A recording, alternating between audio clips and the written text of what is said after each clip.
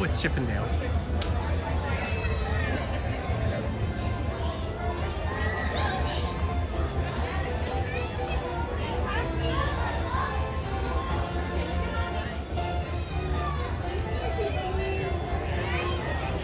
Chippendale. Oh, they're so cute. That's awesome.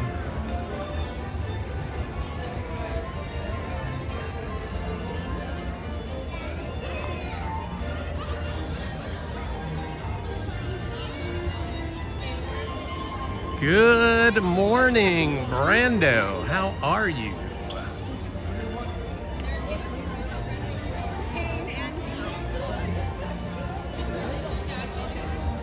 Disneyland. Say hi here. Stand up here.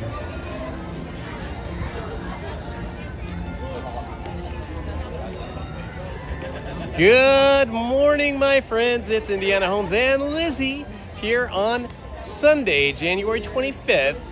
About 10 a.m. It is 57 degrees here in Disneyland, so it is a little chilly. And today, our goal is to go to Haunted Mansion to start the day, because this last week, I think it was Friday when I was here, was the first day that we were returned back to the original Haunted Mansion that opened in 1969.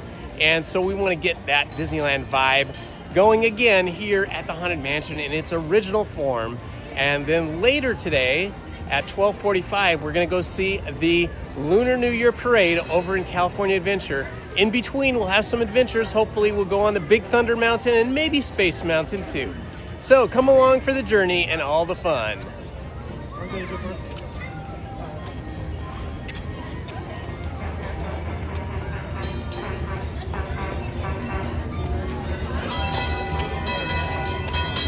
Hello, Jason Shaney. Welcome.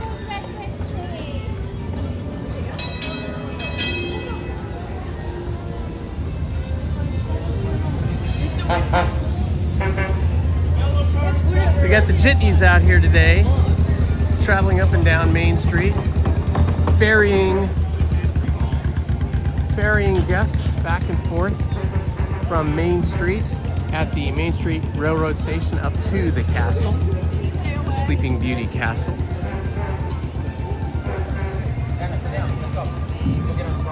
Good morning, Jessica Coloma.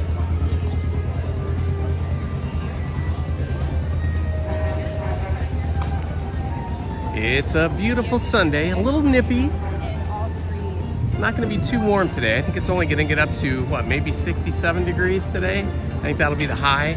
We've got a thin cloud cover that will probably burn off at some point, but there is a chilly wind in the air in Southern California today. It's going to keep it kind of cool.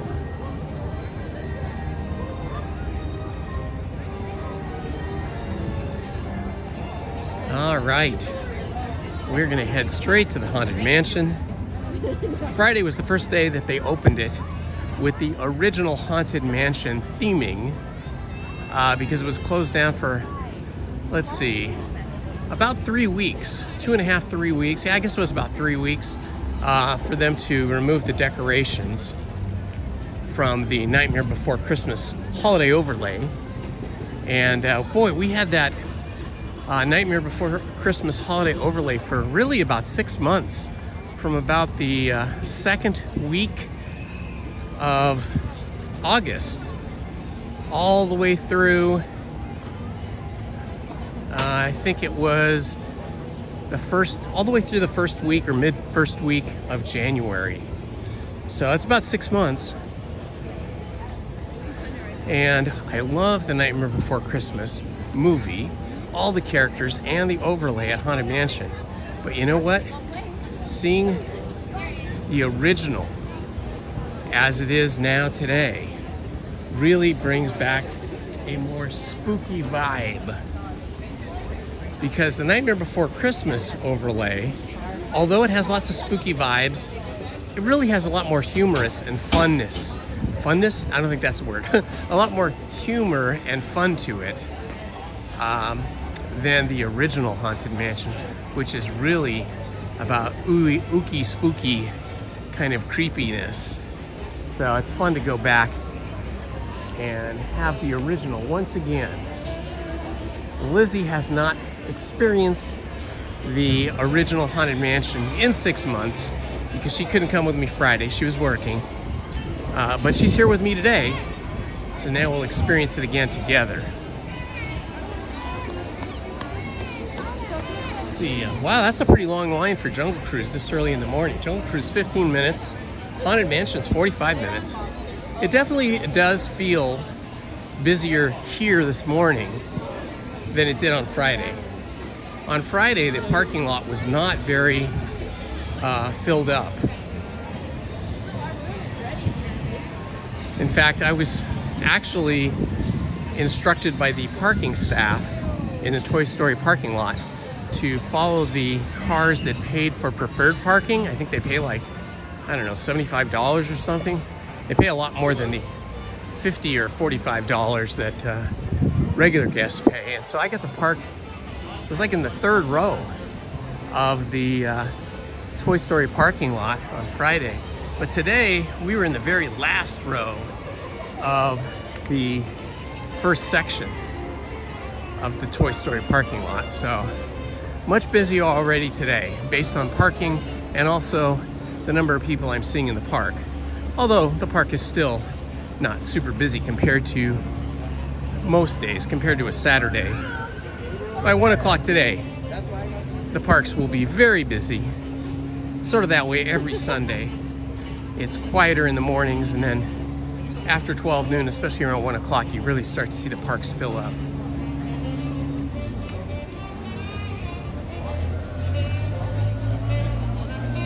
Hello, Jim Rockford. One of my favorite television shows, The Rockford Files, back in the day. Good morning to you. Good morning. Is that Jasper? I think it says Jasper. Good morning, Sandra Reed.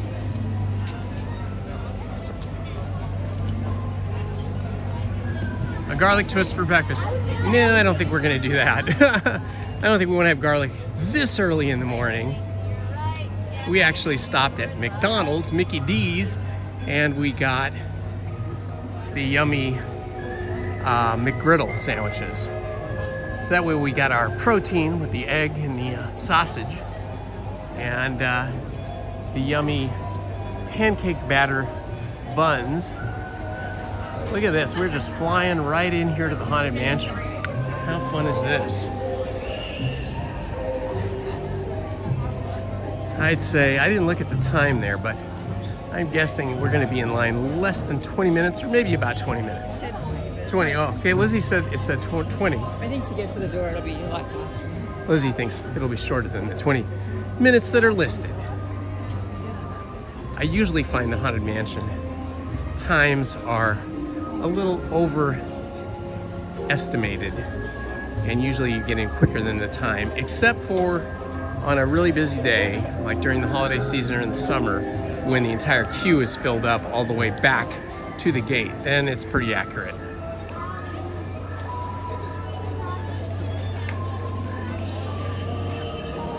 Yes. So yeah, we're pretty well fed this morning. We have got our nutrition under control, so I think we won't need to stop and eat anything. Maybe all day, or maybe at least not till 1 o'clock or so.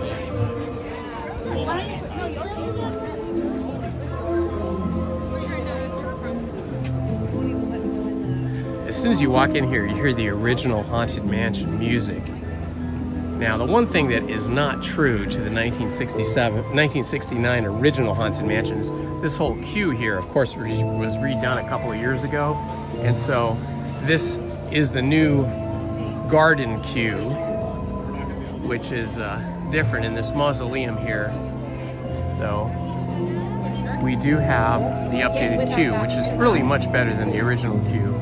Much better for guests, much more entertaining, much more, much better traffic flow. Look at, we're just flying in here this morning. And there's always time for a churro. I said it.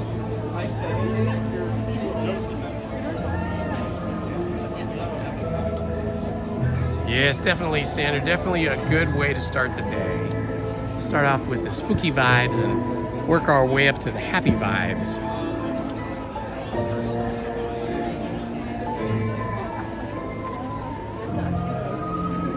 Welcome, everyone. Hello. Thank you for joining us today. Should be fun.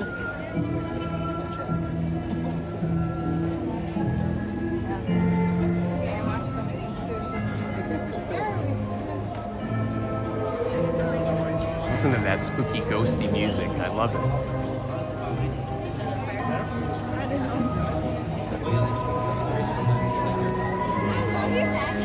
Thank you.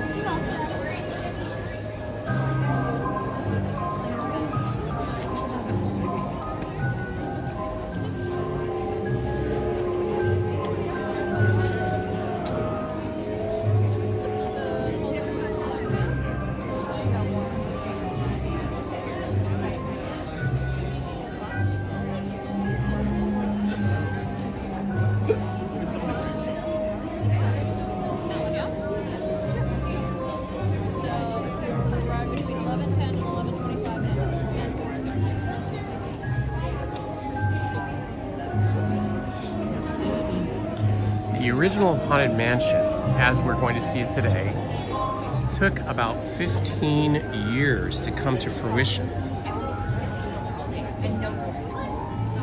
It was Walt Disney that first came up with the concept of the ghost house.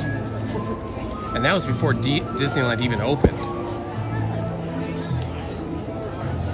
There was sketches done for Disney by one of his artists, Ken Anderson, that featured a dilapidated manor. But Walt Disney really hated the idea of a rundown building inside his beautiful new park, or what would be his beautiful new park.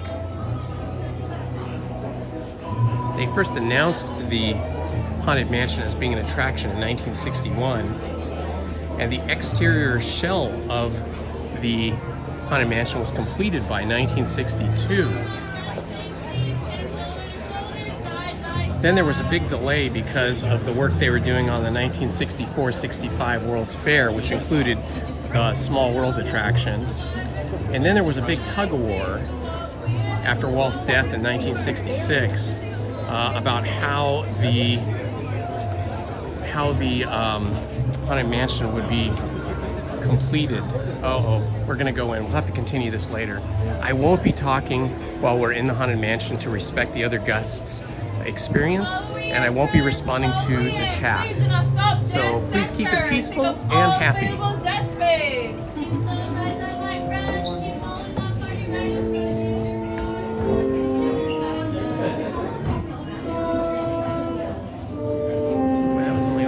When hinges creak in doorless chambers, and strange and frightening sounds echo through the halls, whenever candlelights flicker, where the air is deathly still, that is the time when ghosts are present, practicing their terror with ghoulish delight. Welcome, foolish mortals, to the Haunted Mansion. I am your host, your ghost host. Kindly step all the way in, please, and make room for everyone. There's no turning back now. Our tour begins here in this gallery, where you see paintings of some of our guests as they appeared in their corruptible, mortal state.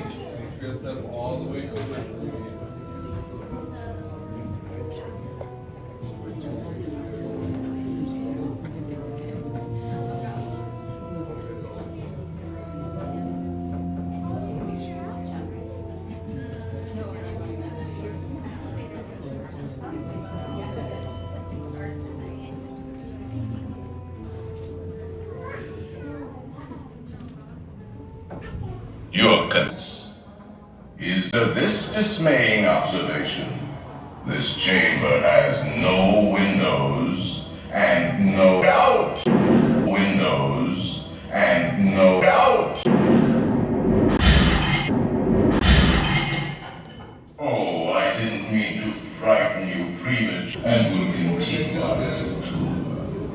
let's all stay together.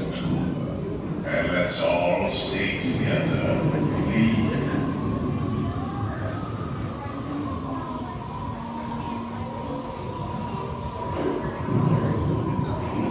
There are several prominent ghosts who have retired here from creepy old crypts all over the world.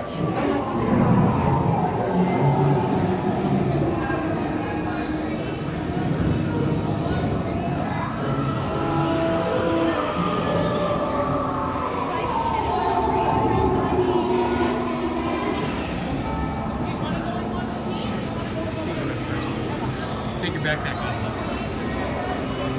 All right, here we go, guys.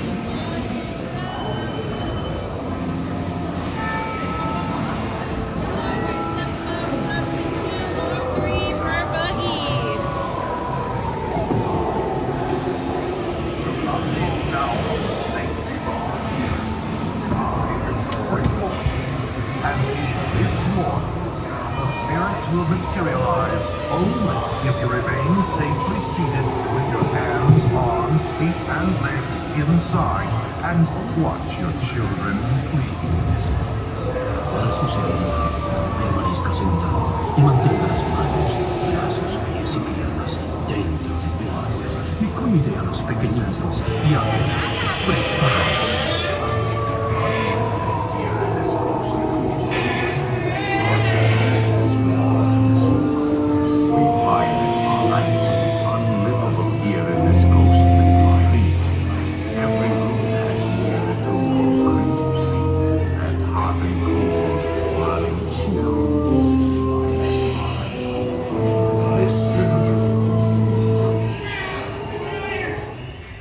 Playful spooks have interrupted our tour.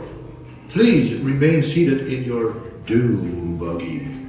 We will proceed in just a moment.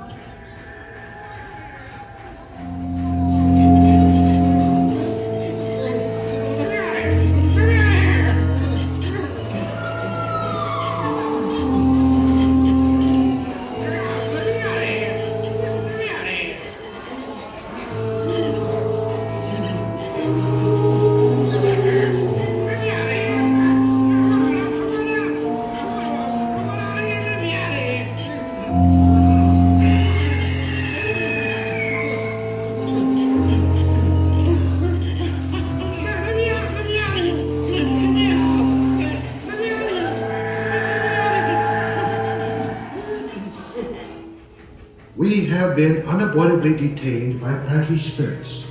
Kindly remain seated in your doom buggy, please. We will continue our tour momentarily.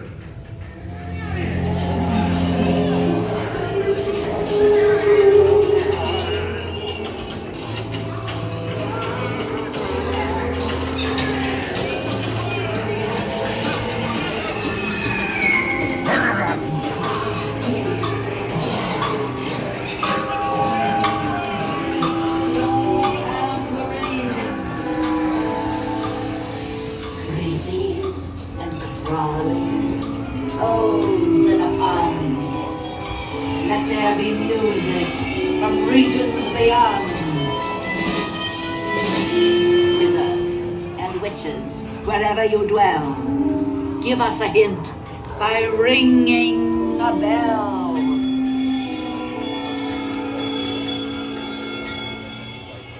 Serpents and spiders, tail of a rat, call in the spirits wherever they're at. Your happy haunts have received your Rap sympathetic on the vibrations. table. It's It's time to beginning to respond. materialize. They're assembling points, swinging awake. They'll be expecting me.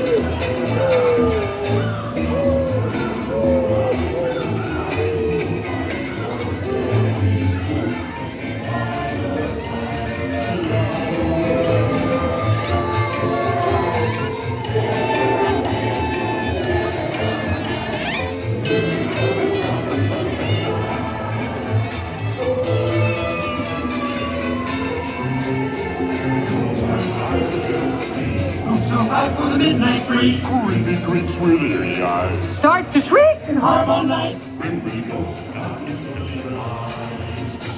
When you hear the man of a requiem bell, weird little being with a spirit well.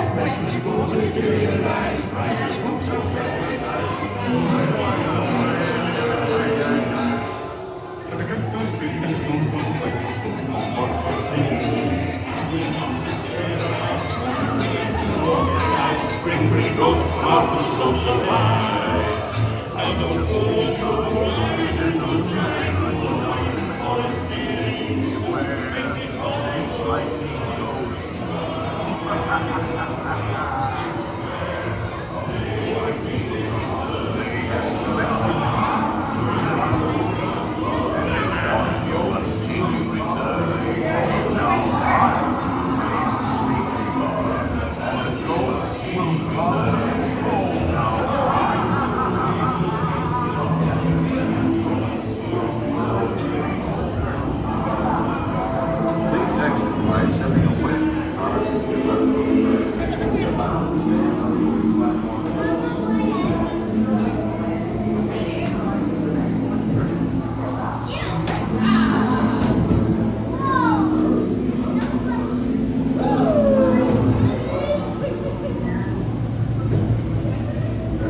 We've been dying to have you.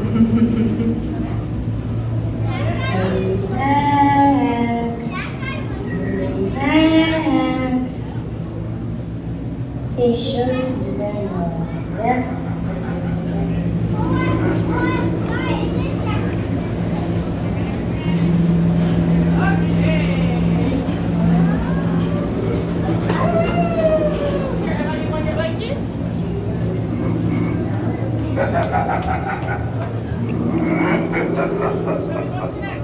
Hello, Haunted Minnie, and everybody that joined us while we were on the ride.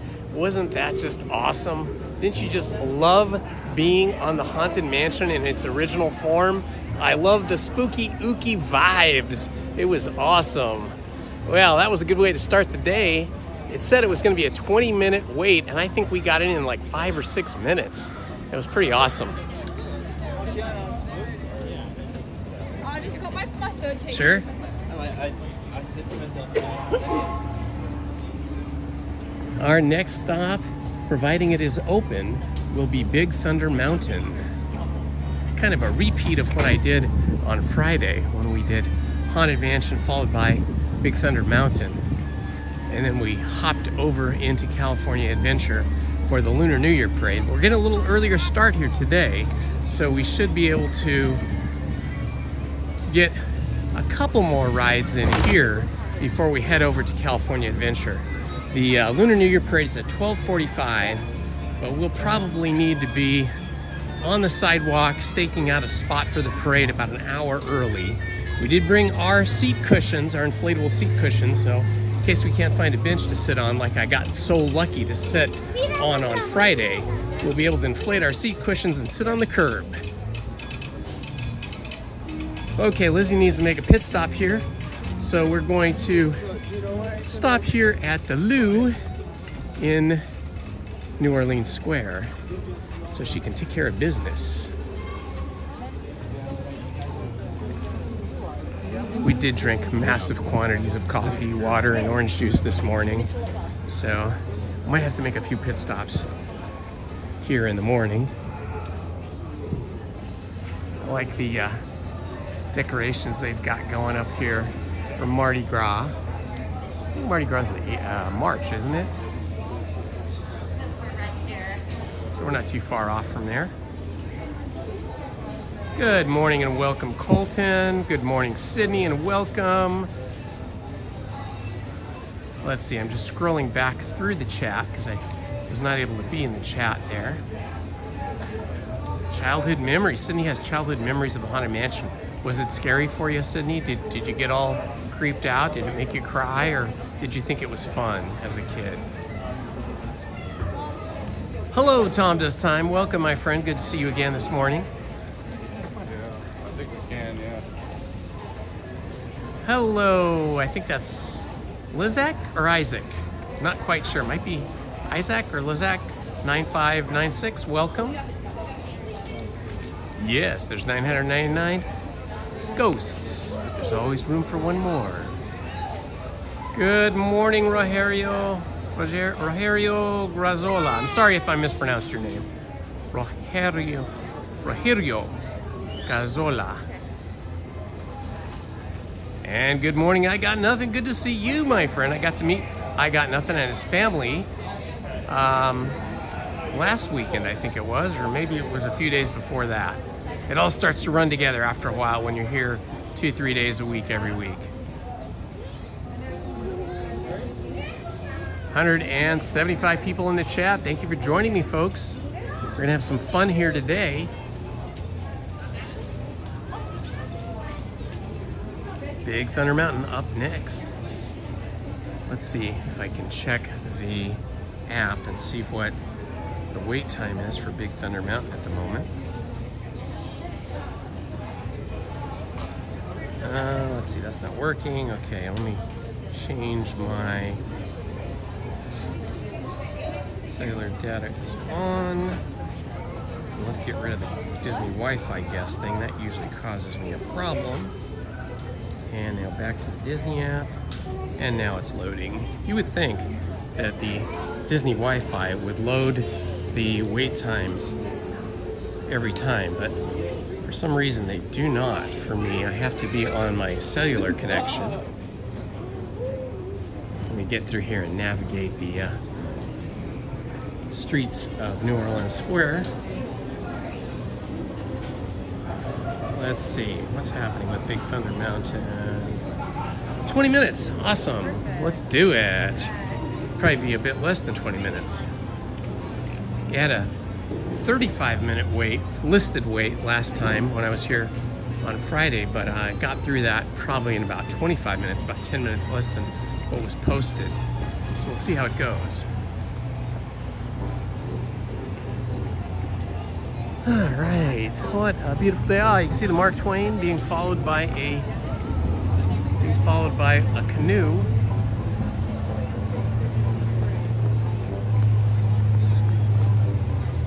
Oh, there is like nobody in line for Pirates of the Caribbean, or there's a few people, but it's not out here in the walkway, so that means, yeah, we could probably do that later.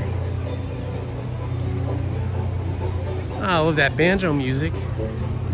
Lizzie and I discovered a couple years ago by going to a music festival in a local city park that a friend of mine puts on.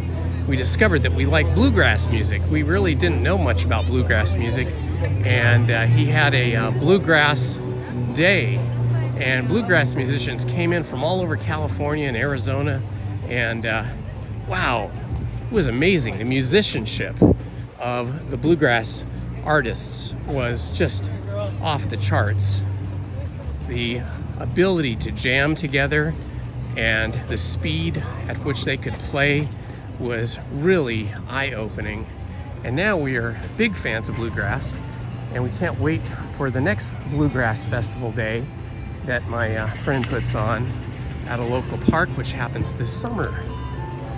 There is the beautiful Golden Horseshoe. Has never looked better than it does now since they repainted it all and put all new gold leaf. And I've said this before, the last couple times I was here, that Disney has announced they're going to have line dancing and karaoke in the Golden Horseshoe, which is crazy, right?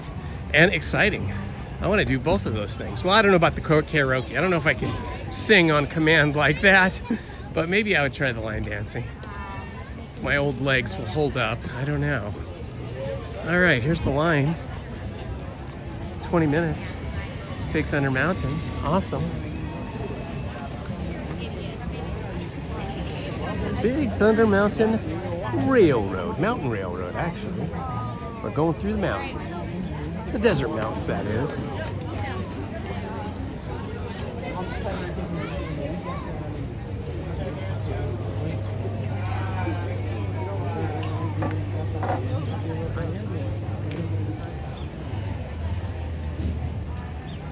Saturday. That's good. Well, I won't be here on Saturday, but hopefully you'll find some friends to hang out with and your beautiful family.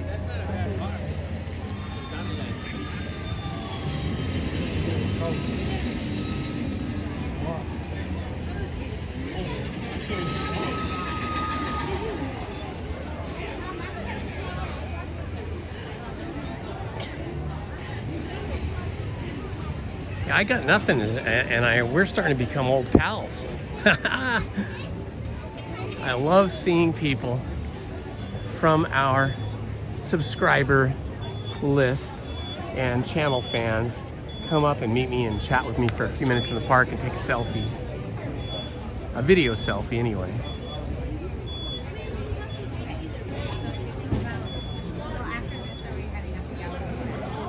You're welcome. I got nothing.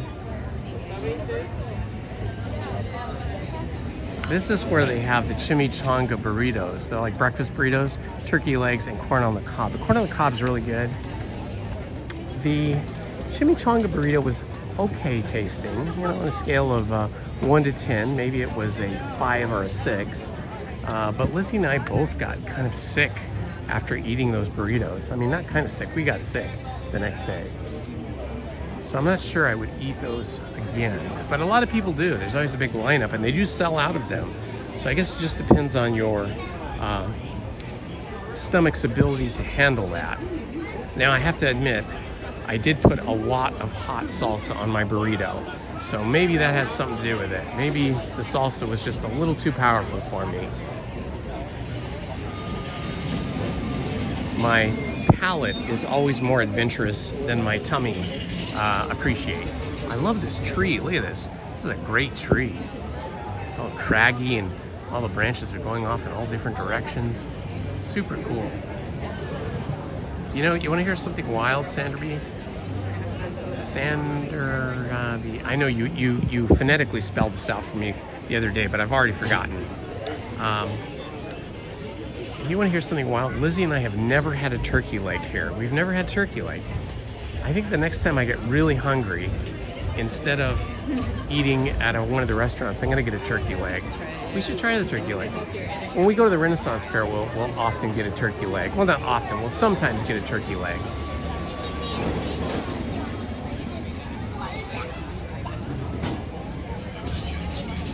Thank you for posting that, Haunted Minnie. It's always nice to know where people are watching from.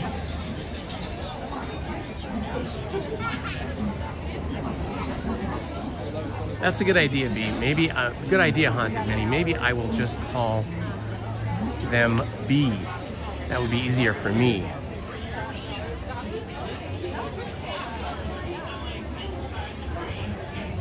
Oh, turkey legs are overrated. Okay.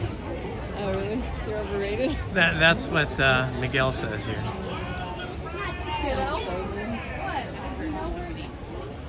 Yeah, I think there's a Sweethearts Night tonight, right? Because tonight the park closes at 8 p.m. It said special event.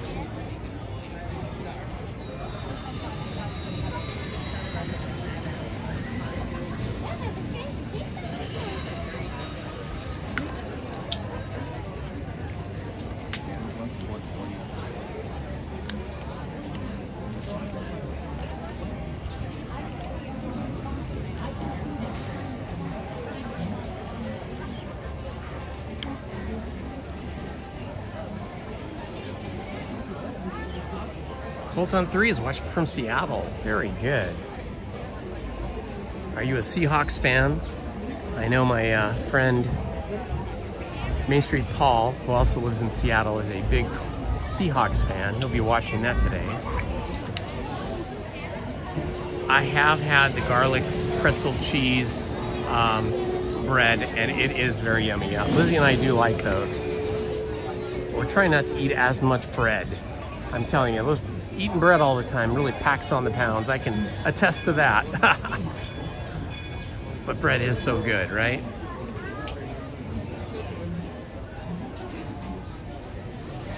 Go Rams. Okay, Tom Dust Time is a Rams fan. When I was a kid and the Rams were the professional team in LA, I used to go to the Rams game with my dad. We went a few times. We used to go see some of the USC games as well, USC football games. occasionally UCLA games.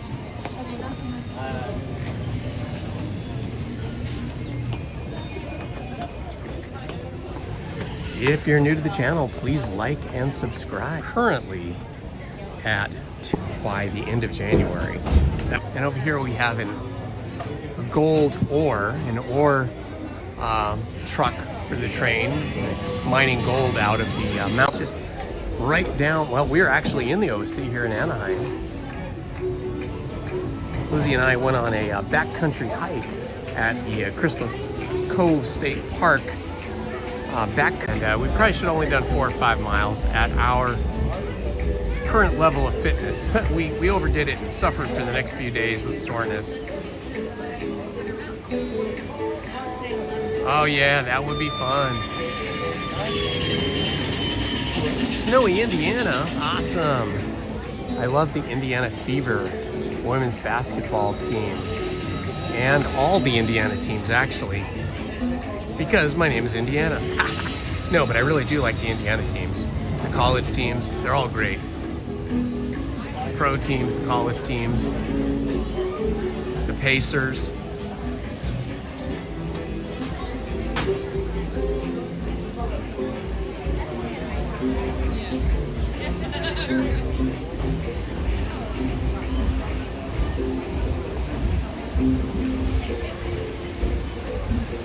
Oh, okay. Thanks for that information, Miguel. Is it that they're not, is it that they don't have a lot of flavor, the turkey legs?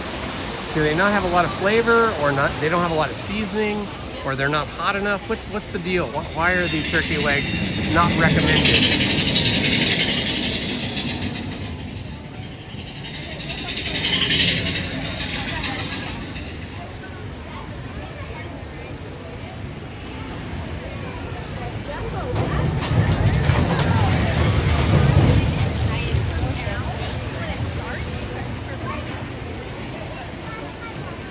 What streaming equipment am I using? Hi, Demomo. Good to see you, my friend. I like your little icon there. It looks like it's a monkey or something. I'm using my iPhone 17 Pro Max with a gimbal for stability, and I am on the AT&T network.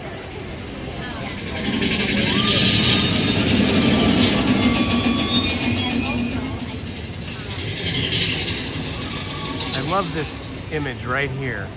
This would be like a great still photograph. And here comes the train. It's going to be awesome.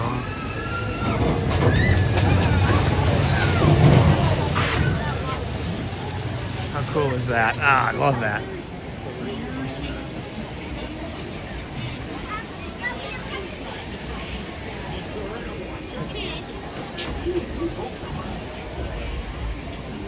Hello, Ace Venturo.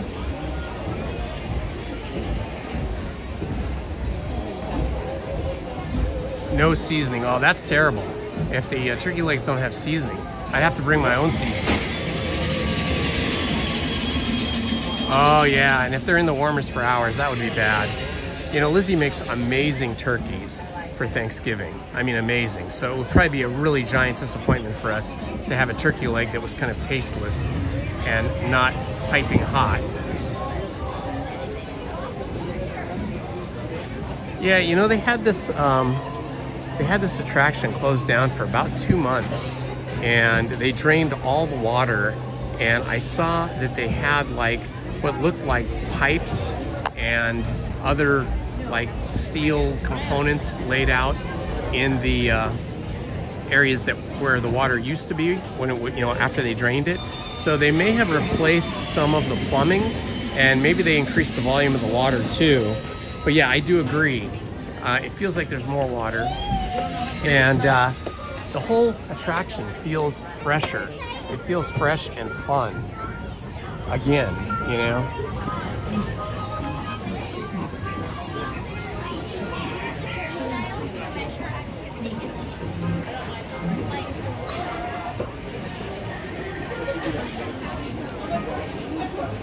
So I guess that's the hot ticket, is you got to get a fresh batch of those turkeys.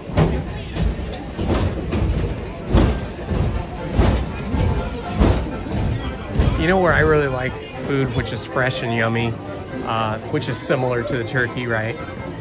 Is the half of a chicken that you get with the mashed potatoes and veggies over at the Plaza Inn, which used to be called the Red Wagon Inn originally when the park opened.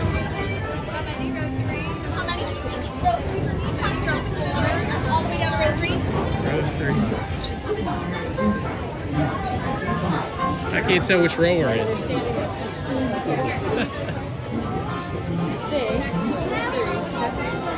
that 3? That's 5, 4, 3. This must be 3, yeah. Good morning, Main Street Paul. You getting ready for the big game?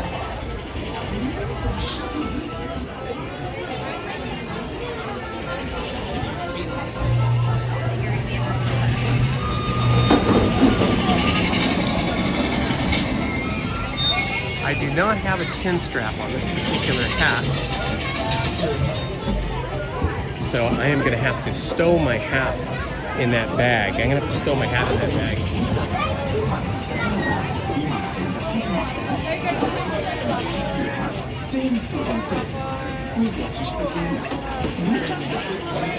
Okay, I will not be responding to the chat while on the ride because I'll be doing all I can just to survive the ride. And I will have to turn off the stability gimbal because the gimbal can't handle these curves. So I will be hand holding the camera, so it may be a little bit shakier and jittier, more jittery than you're used to. But it should be fun. Let me go in first, then I can take my hat off quicker.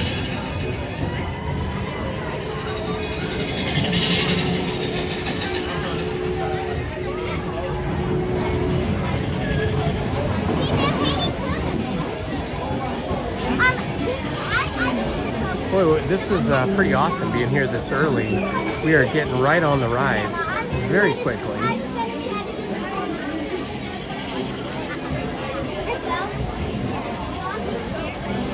Here comes our train. Daddy likes the train.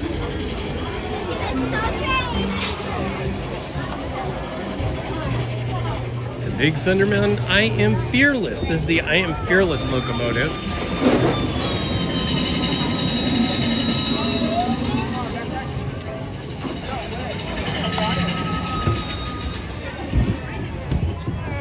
I don't think my hat's gonna fit in there. No,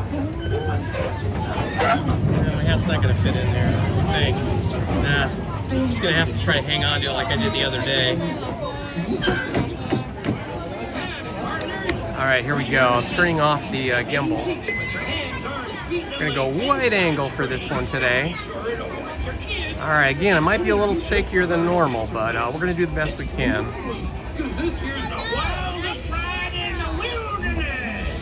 Hello, Chandler. Welcome.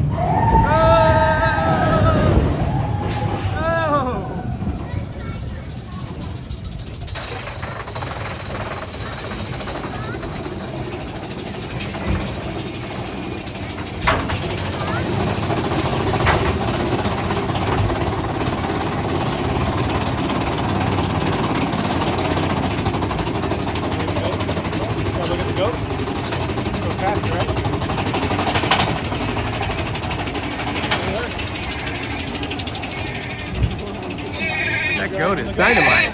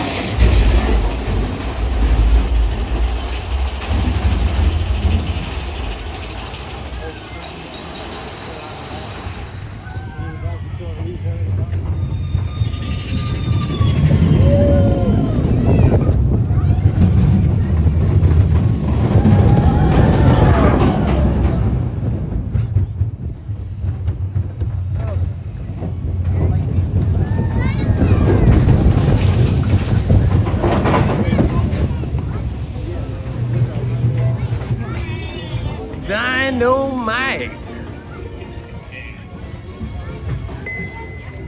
That was spectacular. Hot diggity dog.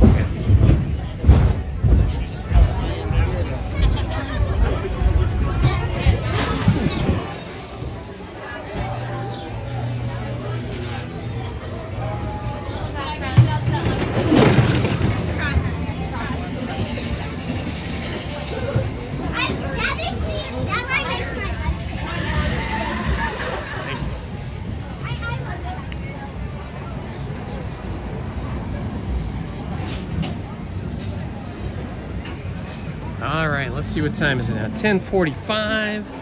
So we got a little bit of time before we head over to the park, the California Adventure. Oh, they've got the Disneyland band playing in front of the Golden Horseshoe.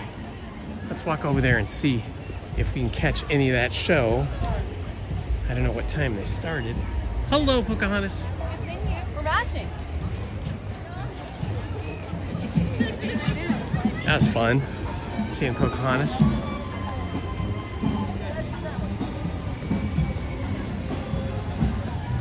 Pocahontas is one of my all-time favorite Disney feature animated films.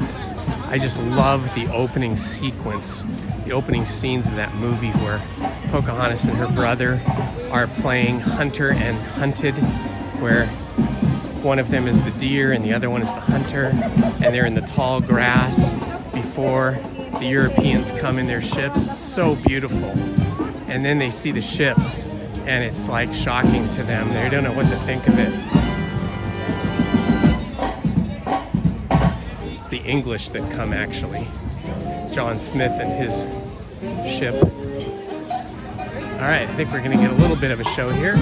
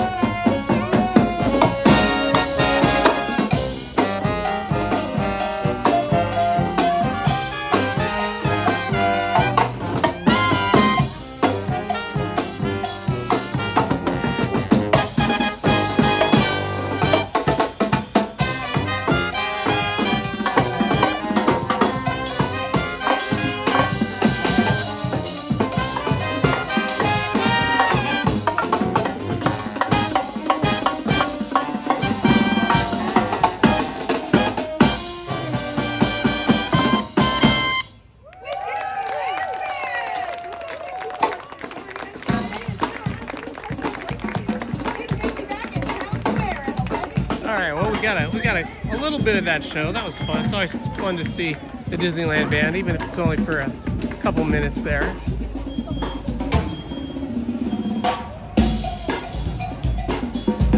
I love the drums. Drum corps is the best. In my next life, I want to be a drummer in a marching band.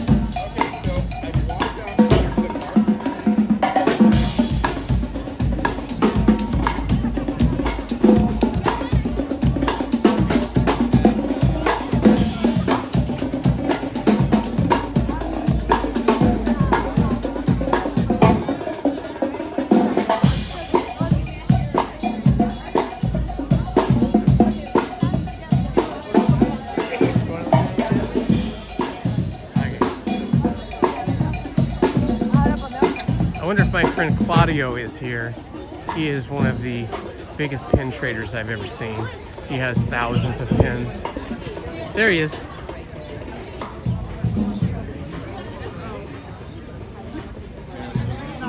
That's Claudio right there. Hey Claudio, how you doing? Good. How about Good to yourself? see you, my friend. Good to be seen. I just want to say hi. I'll catch you later. Have a good one. If you're ever at the park and you want to see the best pins, come over here just inside Frontierland. On the left-hand side by the Paymaster sign is where the one of the official sites is for pin traders. And look for Claudio, you just saw him. He has the best collection of pins I've ever seen, thousands of them.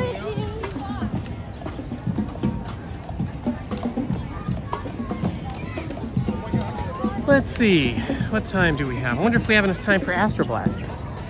Lizzie doesn't like going to Astro Blaster anymore.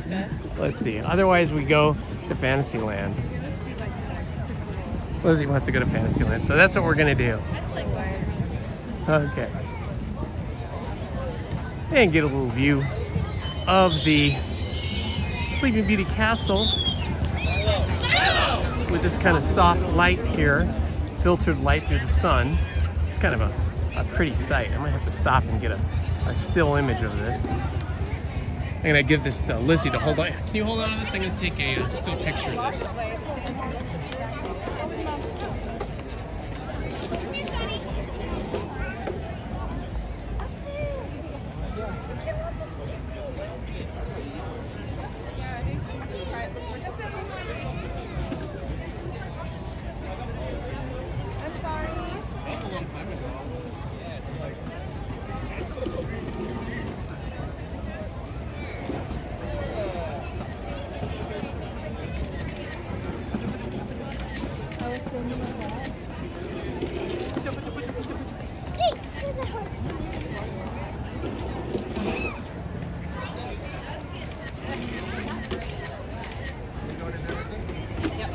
Georgia, come on, I'm baby. gonna do a selfie.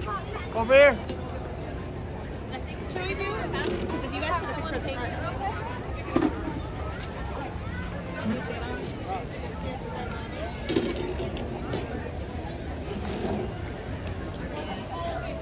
Just like that. Oh, my best friend. You can run, baby. Go. I didn't know. You have I'm just going to be stuck.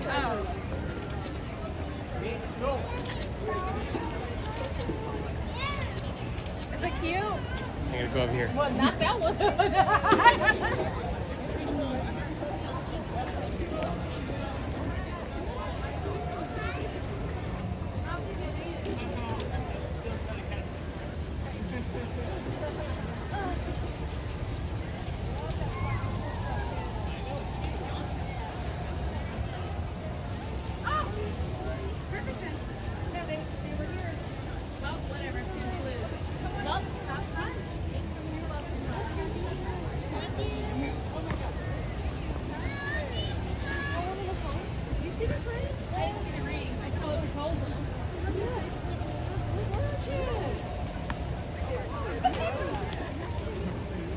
Here's Indiana taking some photos. Yeah, I think he likes to take pictures for his thumbnail.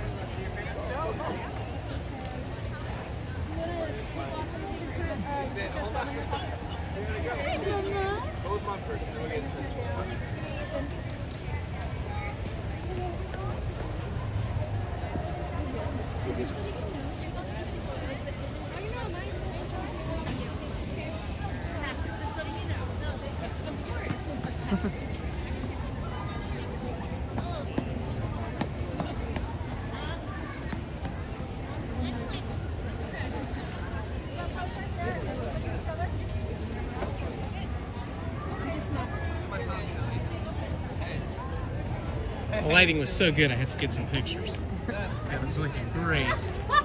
Here, let's do a selfie here. Girl, listen, I'll be like. Okay.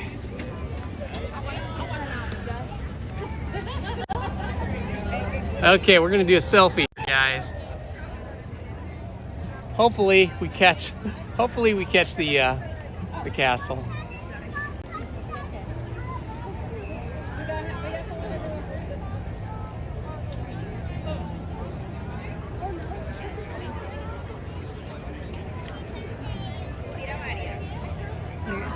We don't know what that looks like. We're just shooting blind because we have to turn the cell phone around and shoot with the wide angle in order to get that shot. So hopefully one of those looks decent. I shot a bunch of still pictures with my other cell phone of just the castle alone because the light just looked fantastic on it today.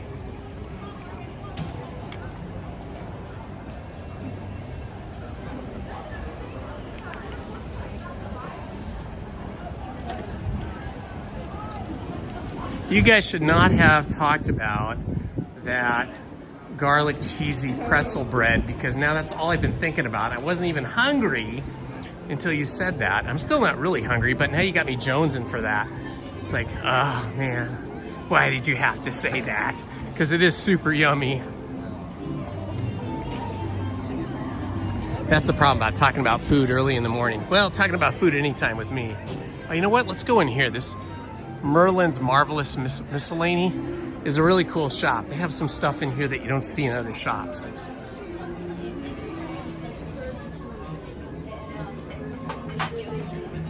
Look at this, beautiful, very blingy. Look at all of the crystals. Lizzie loves this. She's like, it's so pretty. It is beautiful, sorry. Let's see what the front looks like. The 70th. It's a sort of like a light pink, barely pink. And then it's got the very shiny, blingy Disneyland. And then the gold here for the 70th. And then I guess these ears go with it. These are some pretty cool ears. So if you like the bling, if you like the shiny, sparkly stuff, this is the one. They also have really cool mugs here. Look at the handle on the mug. It's a D for Disney, right? It's pretty. D for Disney. Oh, Lizzie's falling in love with everything in this shop. Yeah, they have a lot of great stuff here. I don't see a lot of this stuff in the other shops. This is a metal cup here with a little sippy lid on it. Look at these cute shirts. So you don't see these in the other shops. Peter Pan, Mr. Toad.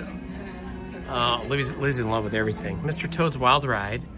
Do you know that Mr. Toad's Wild Ride attraction is the only attraction in Disneyland that uses the word ride? Because Walt did not like the word ride. He felt it was too much like a carnival, like carnival rides. He wanted his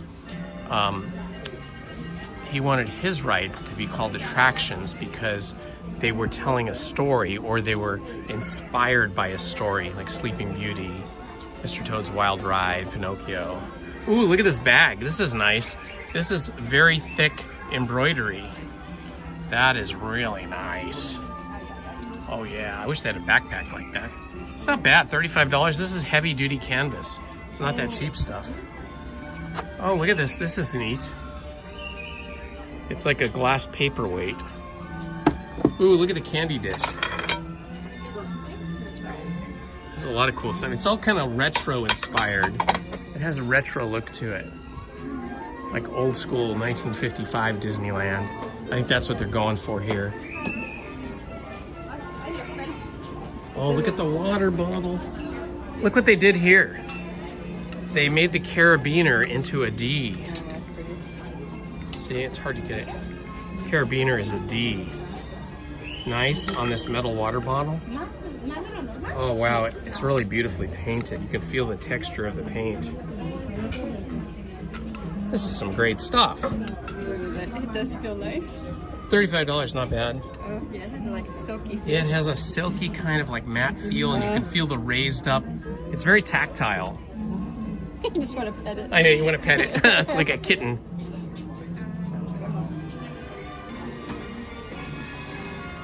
Yeah, I don't go into this shop that often, but I try to stop in here maybe once every 2 or 3 months because they get new stuff in, and they always have unique clothing and unique items that you don't find in other stores here at Disneyland. Okay, let's see.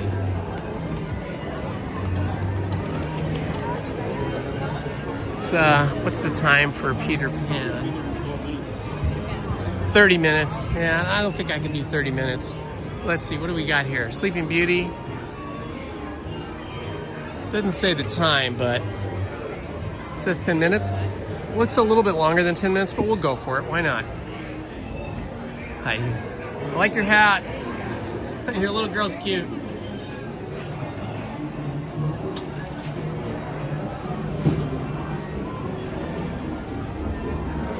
Oh, I'm sorry, I didn't see your comment until just now. How much are the shirts?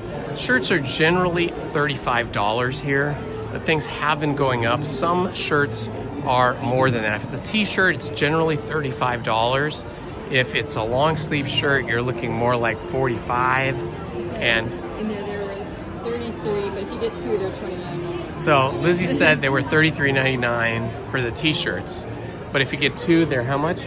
$29.99. $29.99. So basically $33.99 for one or $60 for two. So you get a discount if you buy two.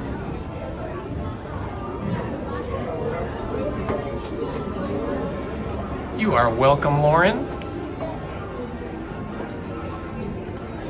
And poor Snow White had to live in this cell down here.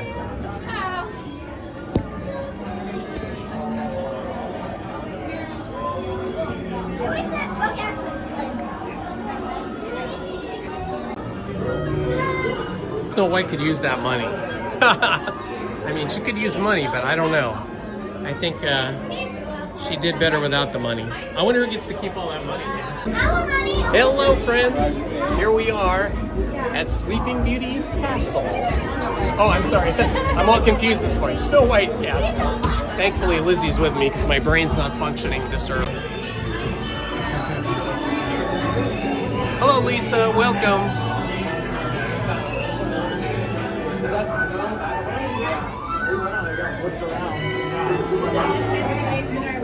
All right, we currently have 2,822 subscribers. If you are not subscribed, please do me a favor. Subscribe, hit that like button so you don't miss anything. Also, hit the notifications button. We are setting a goal of trying to get to 2,900 subscribers by the end of January, and that's just in about 7 days. So help us out.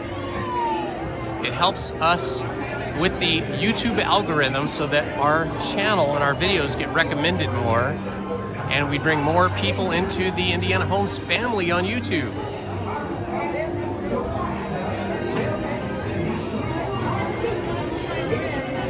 I have never been here on Sweethearts Night.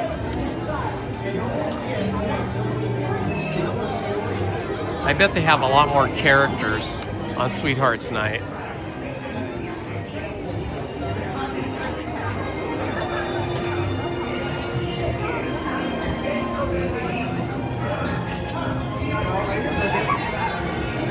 Did you know that in 1982, they shut down all of Fantasyland for an entire year to build the current village that you see?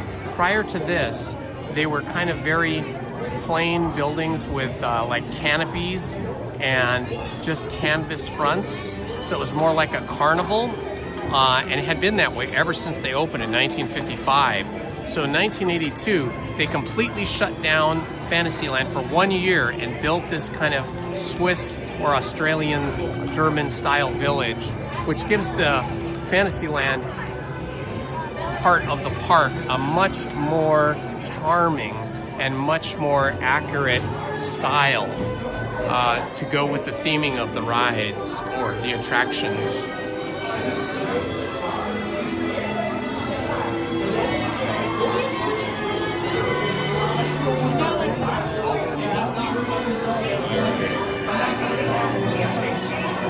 I love all of the stonework and the beam work here. Look at that, they've got speakers integrated into the wooden beams. And check out the chipmunks over here.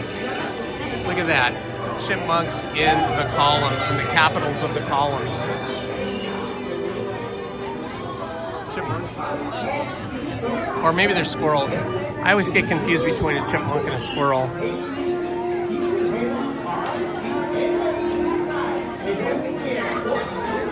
I know Chip and Dale are chipmunks, but I'm not sure about these guys.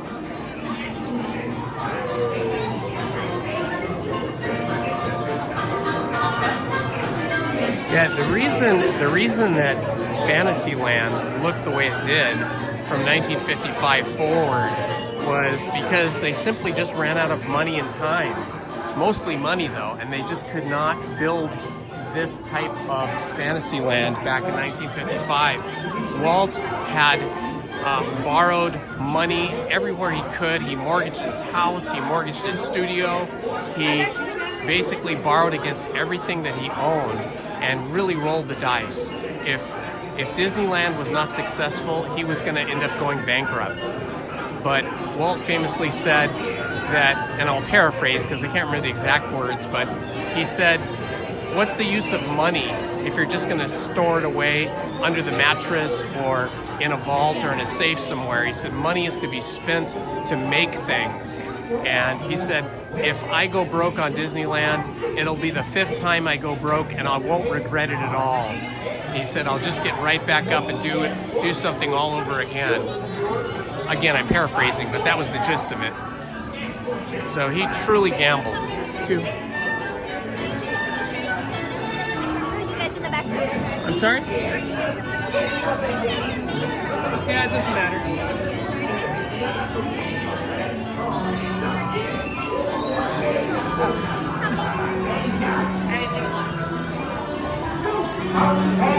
Snow White, huh? Well, then, to be sure you arrive safe. Stay in your seat. Keep your head, arms, feet, and legs inside. Walt Disney and his brother Roy really had the entrepreneurial spirit and were willing to just risk everything every time to make Walt's dreams come true.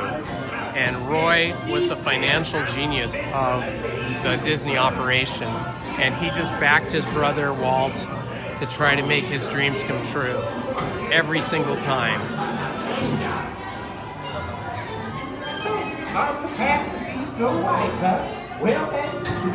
Oh, that's cool. Hi, Jim Dempsey.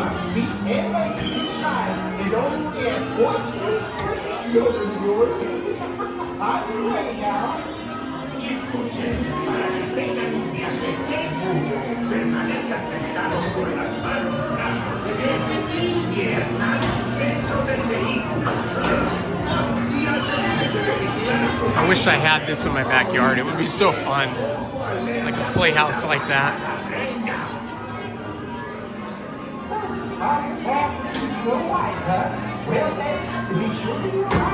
This is the sneezy car. The next one is the bashful car.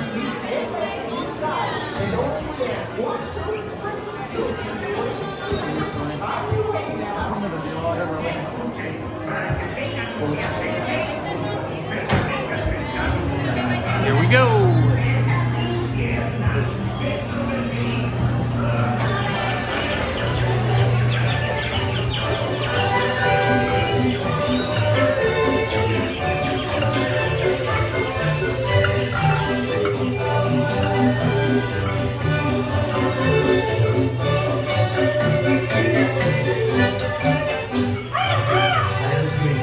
Isn't that Snow White? I'm home.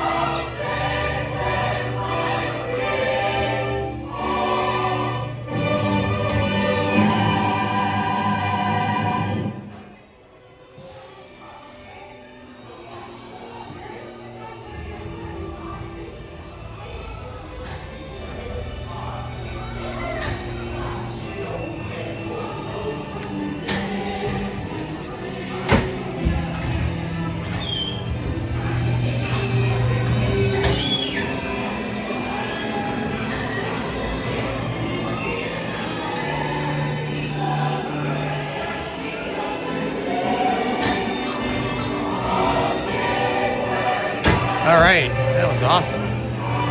Oh, you tried to build a treehouse like that? Oh my gosh.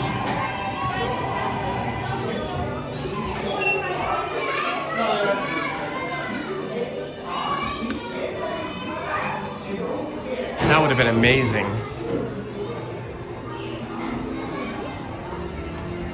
I think we need to go check out Alice in Wonderland, see what the line is like for that, because that is, I think, my favorite ride in Fantasyland. Well, my favorite ride of the ones that are here in the main area of Fantasyland. And then Peter Pan would probably be second. And then, of course, I love all of Storybook Land, which is part of Fantasyland, but yet it has its own name, Storybook Land.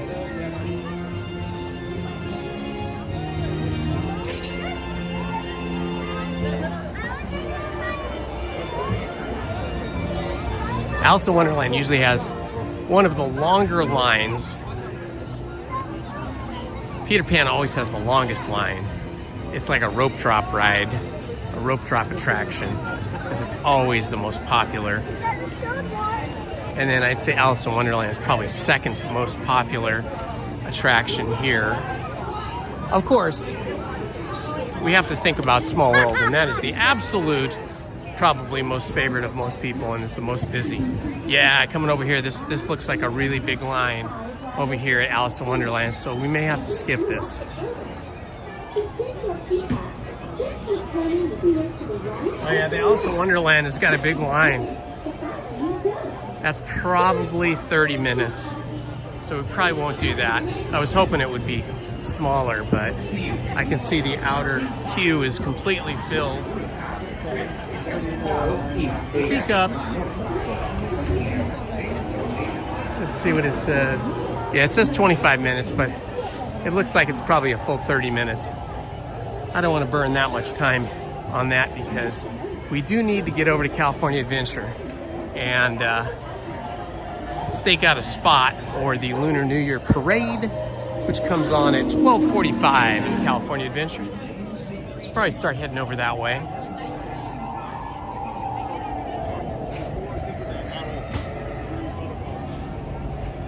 I'm gonna make a pit stop over here. Lizzie too. Okay, you go first, Lizzie. We did drink massive quantities of coffee, water, and orange juice this morning. Oh my, I'm late. I'm late for a very important date. Huh, that's a great little statue. It'd be fun to have this in your front yard.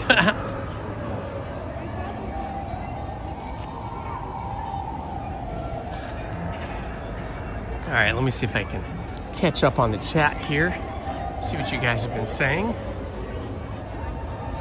Hello, Viola Garcia. Welcome.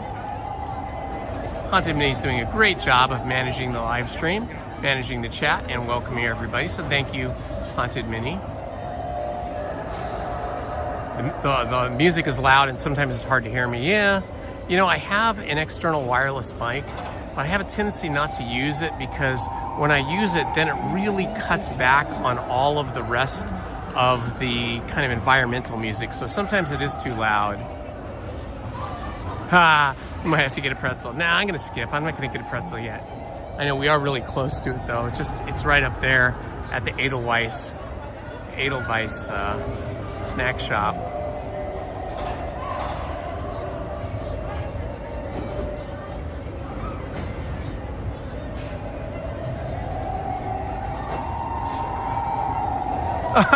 That's funny, Jim. Yeah, that would be weird for anybody, right? Hello, Gary Live. Good to see you. Well, I don't know about Indiana Jones, but Indiana Holmes has a good live stream. But I do love Indiana Jones. Okay, Paul. Hey, thanks for popping in and helping out. Have fun watching the game today, Paul.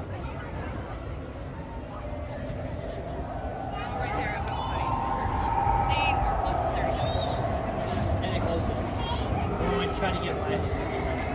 So I figured let's just press this thing down. Hey, Lucy. Lucy. Hello, Disney cast crew member. Welcome. And Disney Lane. What is our favorite ride? Well, Lizzie's, I can tell you right off the bat, her favorite ride at Disneyland is Small World. For me, it is the Millennium Falcon, which, not the Millennium Falcon, I'm sorry, Rise of the Resistance, which is currently shuttered. They had walls up around Rise of the Resistance when I was here on Wednesday or Friday. I think it was Wednesday. And it looked like those walls are going to be up for a while. They looked like pretty sturdy and pretty purposeful walls. They were all decorated and everything.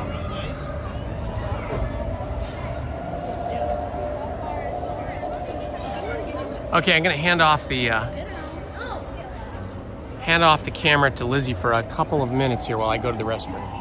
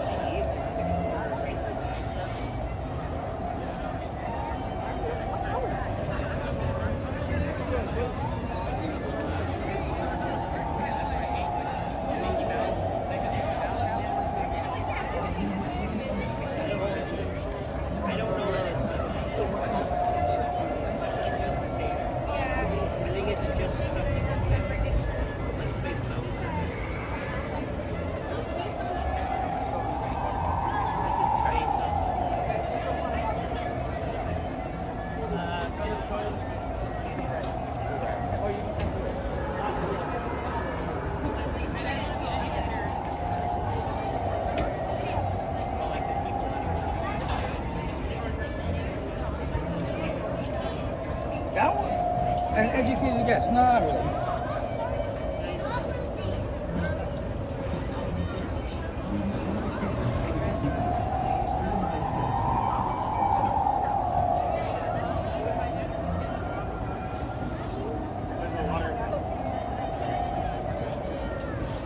What? The whole thing?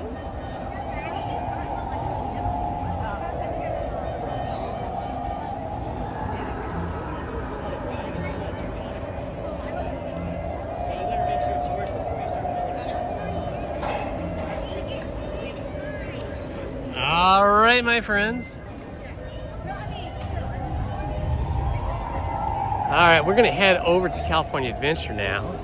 See what kind of adventures we can have over there and find a good spot on the parade route for the Lunar New Year parade, which begins at 12:45. But you gotta stake out a spot about an hour in advance if you wanna see the parade from a good vantage point. So that is the plan for the moment.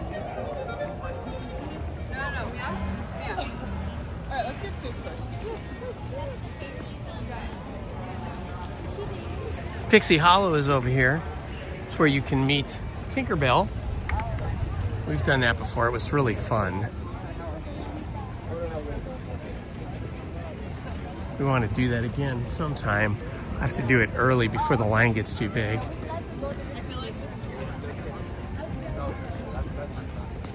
Oh yeah, it's getting busy. I can see it. A lot of people coming up Main Street, USA.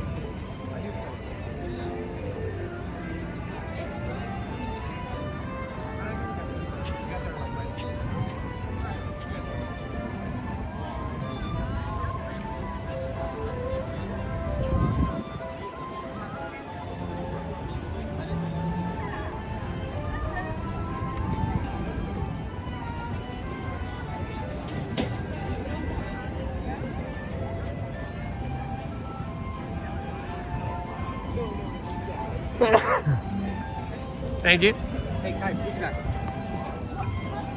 The sun's starting to warm things up a little bit now.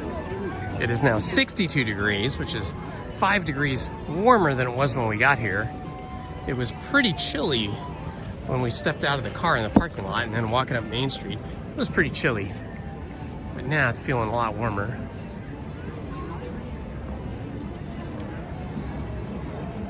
Jolly Holiday over there, the bakery.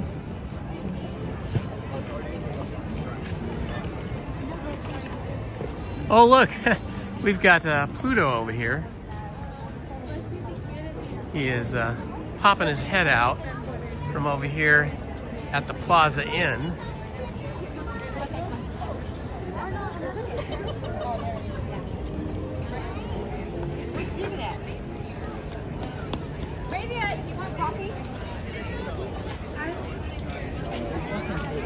Oh, wow, look at all the people coming in.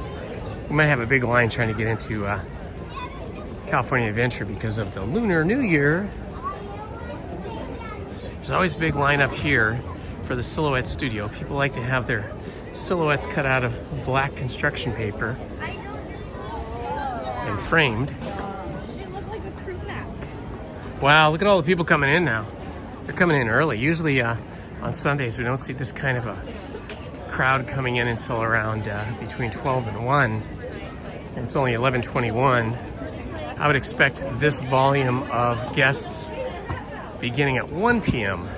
on a Sunday, but they're here early today.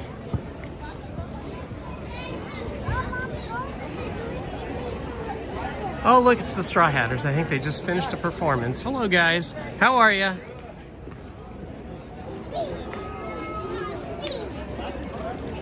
Haven't seen the Dapper Dans recently. It'd be fun to see them sometime today. But we'd have to come back to Disneyland to do that. It says they do not perform over at California Adventure. They do perform. Excuse me, they do perform right over here. Oh, that's actually the Dapper Dans there. Looks like they just finished a performance. Looks like they're saying bye. Yeah, they're just saying bye to everybody, taking selfies. That happens a lot where you'll have the Dapper Dans performing at the same time as the Straw Hatters, but in different locations. So you kind of have to choose between one or the other. Churro card for you churro lovers. Whoa, let's get out of the way. We don't want to get run over by the horse. Ah, that's a beautiful white horse. Look at that. Gorgeous. Hi. Horse-drawn trolleys right here in Disneyland. You don't see that anywhere anymore. Trolleys are pulled by a horse. Horse-drawn ones are. And cars are not trolleys. So like the red car, if you call it the red car trolley, you would probably be a little bit mistaken. Well, no, let me think about that. I have to think about that now. Trolleys are on tracks. So the red car trolley is a trolley, and the horse-drawn trolley is a trolley. But anything else that's not on a track would just be like a car, a bus, something like that, like the omnibus or the jitney cars.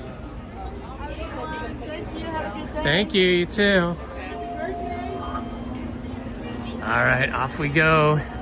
California Adventure. Oh, the lines aren't too bad there. Oh, there goes the monorail. Love the monorail.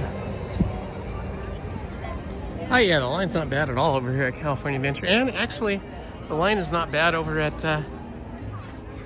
Disneyland either.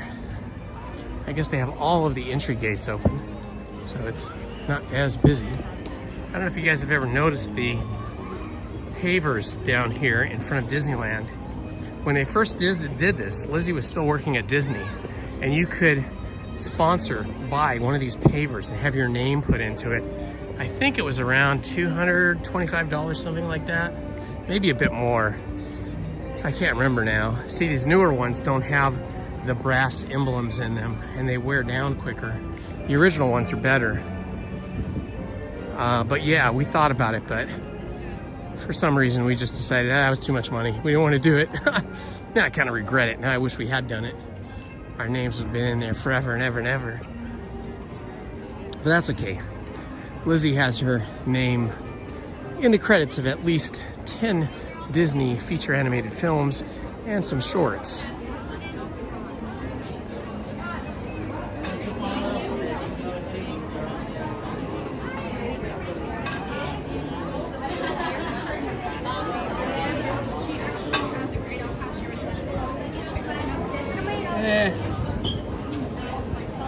Here we go. Thank you. You're very welcome.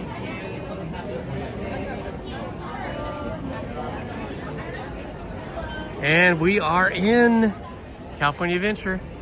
Now be aware, the cellular connectivity in California Adventure is not as good as Disneyland.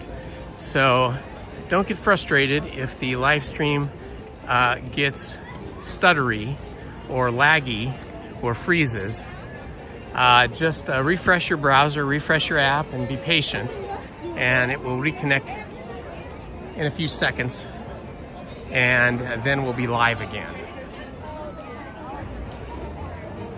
So all the holiday theming is gone, and we have all 70th anniversary celebrate happy theming once again here at Disneyland. I mean, at California Adventure, and Disneyland for that matter. Oh yeah, a lot of people in here. We're gonna have to go straight over to Hollywood Boulevard and post up and get ourselves a spot on the parade route, because those spots are gonna go quick. It's 11:26. The parade is at 12:45. Oh, it's Millie the Midget Messenger. That is excellent. That's a great message. Yeah, it sure is. You're smarter than we all. This is Millie the Messenger. She delivers packages all over. We got to stop and take all that over time. California Adventure. Sacramento, California. Oh, look. It is the mayor. Hello, Mayor. Why, hello there. I love your little puppy there. That's Lady, isn't she, darling? Lady is gorgeous, Yes. just like you. Oh, well, start. Blue is definitely your color. Thank you, dear. Oh. You have a wonderful day. Enjoy.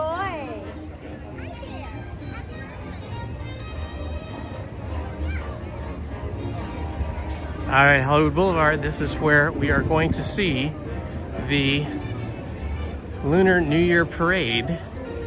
So we got to find ourselves a spot and post up.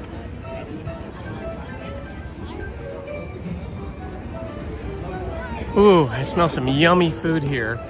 Walking by these restaurants and these food stops here. So yummy. I know. Okay, I think this is going to be our spot right here. This will be perfect because we'll have the Gone Hollywood building right in front of us.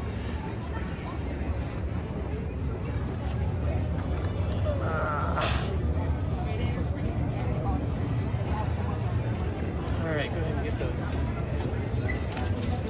So, here's the hot ticket. Lizzie and I have these inflatable seat cushions. They're made by Oulant. You can get them for like around $8 or so on Amazon, probably other places. And they just blow up real easy like this.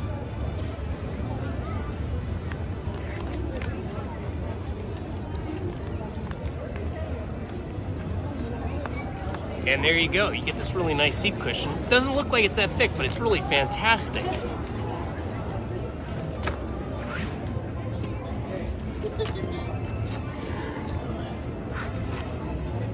And we got some seat backs here, which is nice.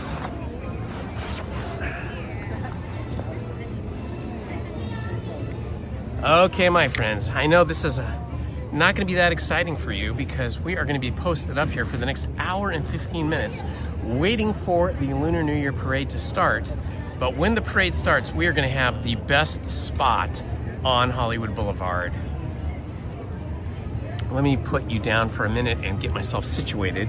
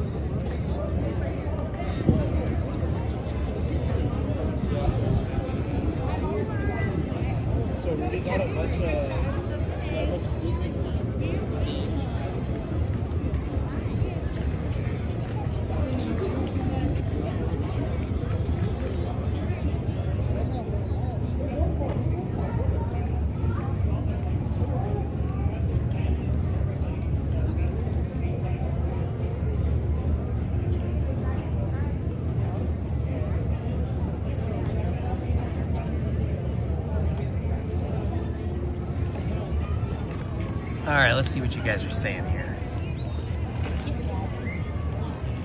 Yeah, a lot of the pavers over there in the plaza between California Adventure and Disneyland have become worn down just from the sheer volume of traffic. But the original ones that have those big brass emblems in them, designs in them, they seem to be carved deeper and maybe made of a stronger material. I'm not sure.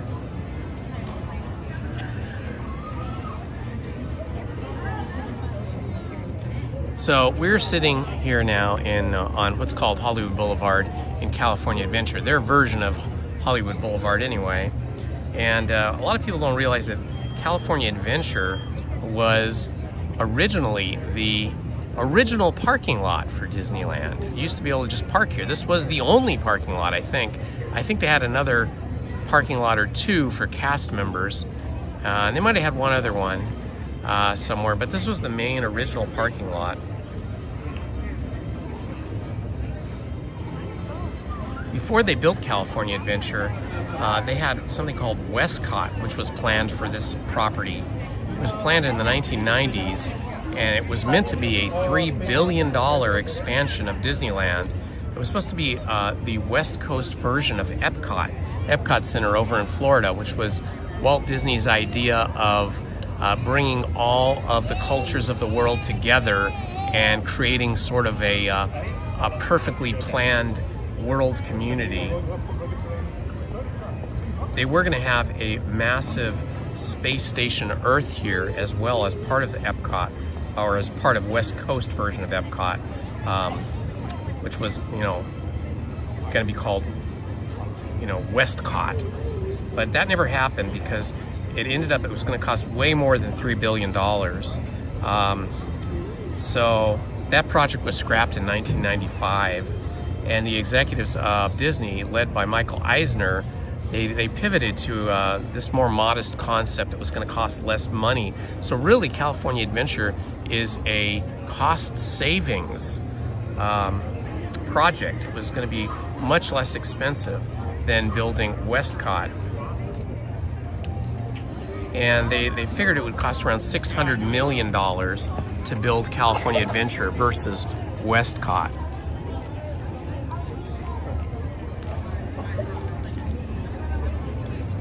The California Adventure, original iteration of California Adventure, opened up on February 8th, 2001. But immediately guests started complaining. The public was disappointed because it didn't have that same Disney magic, that pixie dust that we see and that we feel when we're in Disneyland. This was probably because California Adventure was really focused on modern California rather than the romanticized version of California. And some people even complain that you could see the real California by simply stepping outside the gates of California Adventure. In addition to that, a lot of the rides were kind of off-the-shelf rides that Disney purchased from ride manufacturers, which is completely unlike Disneyland, where all of the attractions there are custom built with the exception of King Arthur's Carousel. King Arthur's Carousel was actually a carousel that they purchased from somewhere back east, and then they brought it here to the Disney Studios and completely rebuilt and renovated all the horses and even added some things.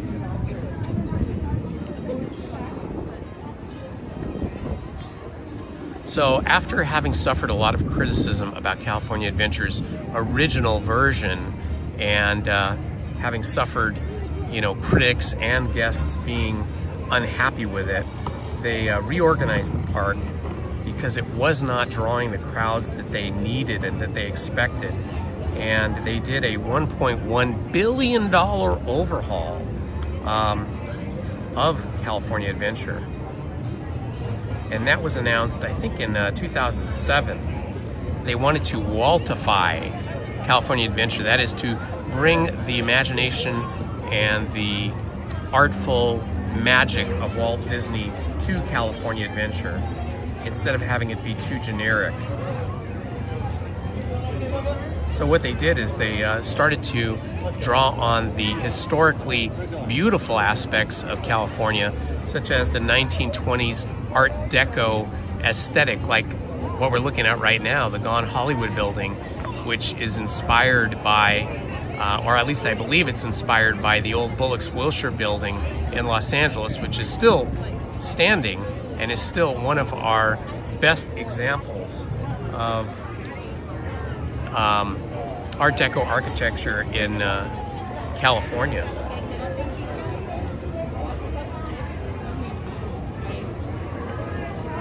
The other thing that they built that didn't exist in the original version of California Adventure is they built Carsland, which was 12 acres of property that they used for that, and of course Radiator Springs. And then the massive nighttime water spectacular called World of Color was also installed in the park. And of course, if you're here at night, and if you're here at night, you should see World of Color at least once. It's pretty spectacular.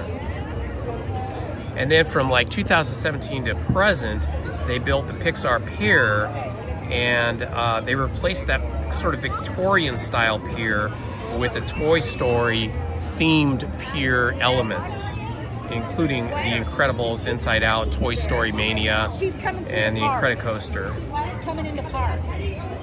And then this was the one thing that I felt was kind of unfortunate, is I loved Bugs Land, and that took its inspiration from Bugs Life, the movie, and they ended up gutting Bugs Life and replacing it with the Avengers Campus, which it features the Web Slingers ride, which is very popular, the Spider-Man Adventure, and Guardians of the Galaxy, which was re-theming the original. What was Guardians of the Galaxy originally called? It was called Tower of Terror. I love Tower of Terror. I liked the ooky spooky creepiness of it.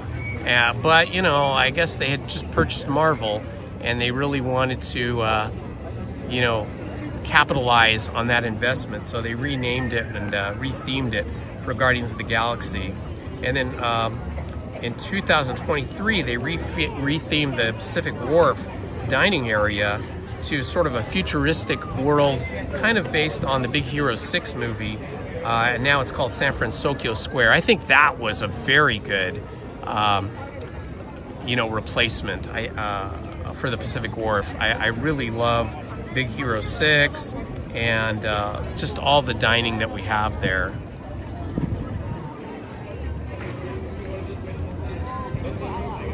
So, originally the entrance to California Adventure was called Giant California, or was called California, but it had giant letters. I don't know if you guys ever remember that, or if you're ever at the park. We have pictures of Lizzie and the girls standing inside the Giant California letters that were at the entrance to the park. But they replaced that in 2000, I'm not sure when it was, but sometime in the mid-2000s, and they rethemed it Buena Vista Street with a 1920s Art Deco kind of theme. And then where the hub is, where all the different sort of areas of California Adventure branch out from, that was called Sunshine Plaza, and they rethemed that the Carthay Circle Theater, of course, which is super important because the real Carthay Circle Theater that doesn't exist anymore, it was kind of in mid-city Los Angeles, was a very famous venue for a lot of different reasons, but mostly famous for us because Walt Disney premiered Snow White, his first feature animated film, at the Carthay Circle Theater. And then California Screamin' was replaced with the Incredicoaster, just retheming the coaster, really. And I think that was a great tie-in to the Incredibles animated feature film. And then the Golden State Land was, of course, it became Adventures Campus and Cars Land. And now we see that we are experiencing the next iteration of California Adventure, which is going to include an expansion of Avengers Campus. That is why we lost the red car trolleys, because the red car trolleys actually are not powered by these electrical lines that you see up overhead here. I don't know, let me see if I can zoom in so you can see them better. But see right there between the palm trees, you can see the cables above the street. Well, real electric trolleys back in the day, they got their power off of these cables that were electrified, and then they had a power pole that came from each car and attached to that, and it got power that way. Well, these are just for looks here. The red car trolleys that we have here in California Adventure, or had here, are actually electrically powered by batteries. And there's a big battery barn, or at least there was until recently, where the cars would travel through a giant garage door in Adventures Campus and then go into a big green steel garage where the two cars would then be charged overnight. Well, with the expansion of Avengers Campus, they needed that backstage area to expand into, so they had to demolish the red car trolley charging garage or barn, and that's why they retired the red car trolleys.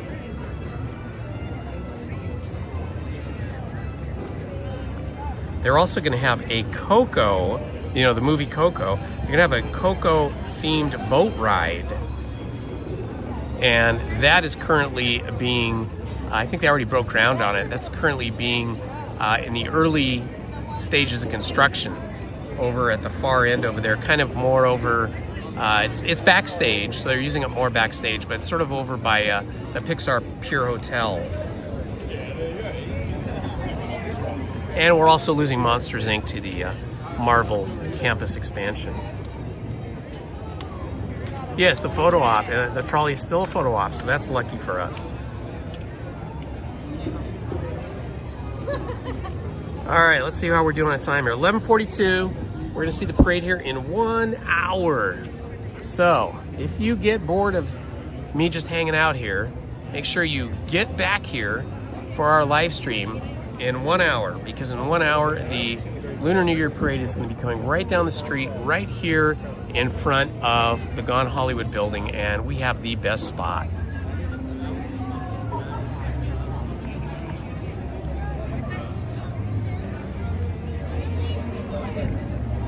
Right here, guys. Lizzie and I just hanging out. We're just hanging out, waiting for the parade, because that's what you got to do if you want to have a good spot for a parade at Disneyland or California Adventure. You got to stake out your spot and sit down and wait for it, usually for an hour. Happily, I have a bottle of water with me.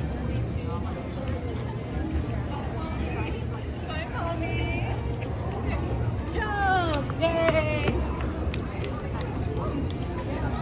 Those award-winning wieners over there at the hot dog stand are tempting.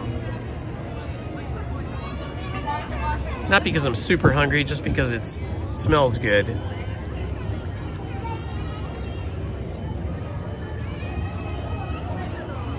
Let me see if I can order a hot dog on my other phone and then get Lizzie to go get it for me. Okay, we're gonna look here at food. Award-winning wieners. Arrival will be in 26 to 41 minutes. Can you believe that? 26 to 41 minutes to get your hot dog. Oh, they got asada fries. You want to split those? But you will be in like 45 minutes. Asada fries, that sounds good. I want that. Forget the hot dog. I'm getting asada fries. I don't care. I'll eat them. It's fries topped with marinated carne asada, cheddar cheese, cilantro, onions, salsa de aioli or arbol, and guacamole. I'll show you guys. I'm gonna order this. And then I'm gonna beg Lizzie to go get it for me.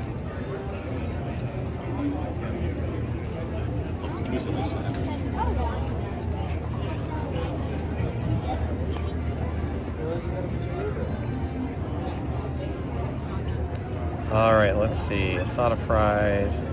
I got a little discount, so it's only going to cost me $11.04. And we're going to pay.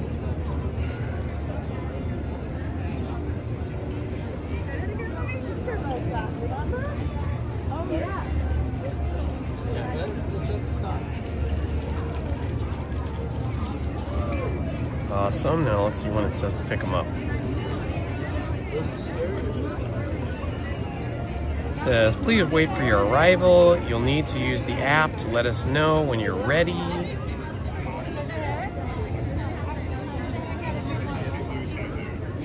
I am ready. So now what happens? Please wait for your arrival window between 12:10 and 12:25. Wow, that's a long time from now. It's gonna be like 25 minutes before my order is ready. But we'll just wait because there's a huge line over there if you don't have a phone order. I bet Lizzie will have some anyway, even though she says she's not hungry. How can you resist a side of fries, right?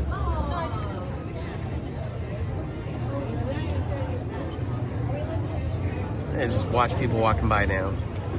Let's see how we're doing on batteries here. 60%. I might as well charge while I'm sitting here.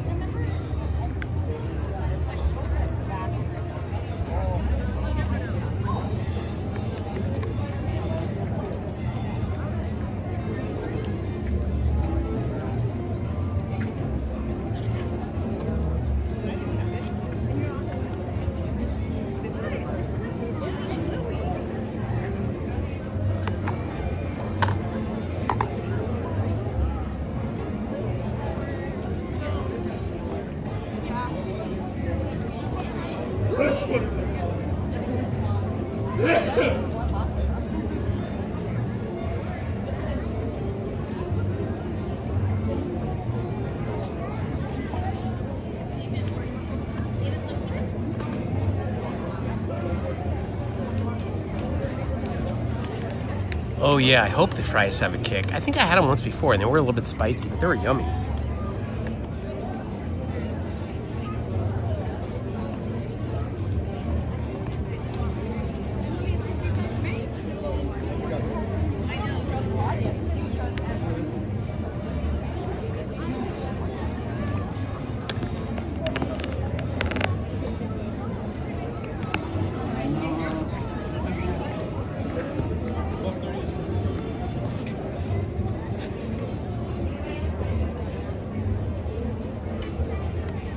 All right, charging up.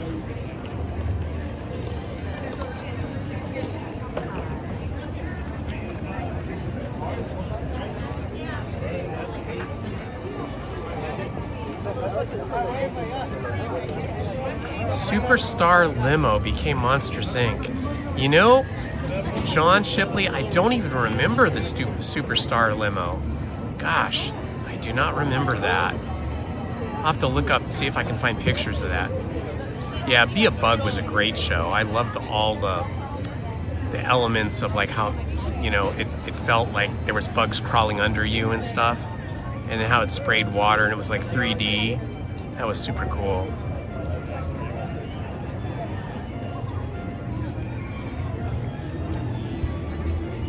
I wonder if one of the reasons that the pavers with the names of people in them, I wonder if they wore down not just from people walking on them, but maybe from like the pressure washer. I bet they pressure washed the streets and that plaza every once in a while, you know, because people might get gum and other things on them.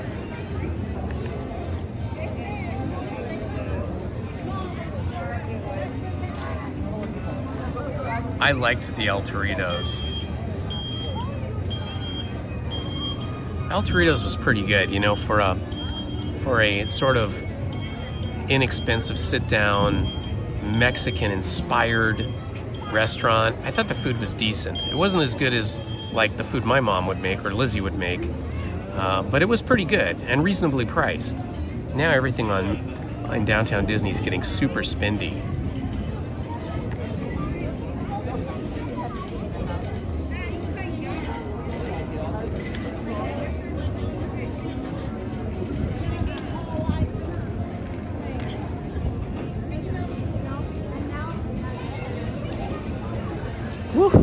Wow, we have 2,835 subscribers. That is pretty awesome. I want to thank everybody who has subscribed today and in the past.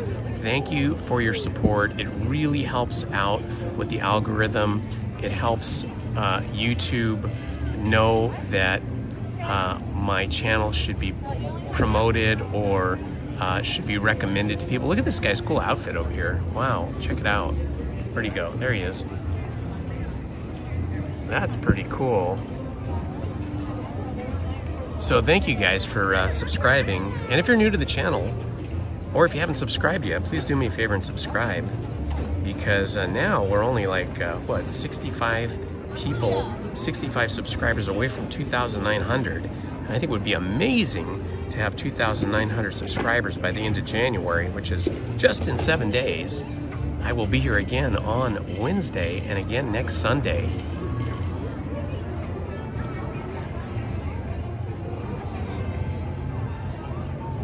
Thank you. I'm no pro broadcaster. Thank you for subscribing, my friend. Yeah, I know. I pressure washed my backyard patio a few times, and I did notice if I got the pressure washer too close to the pavement at too high of a pressure, it actually just ate away a little bit of the top surface of the patio. So I stopped doing that.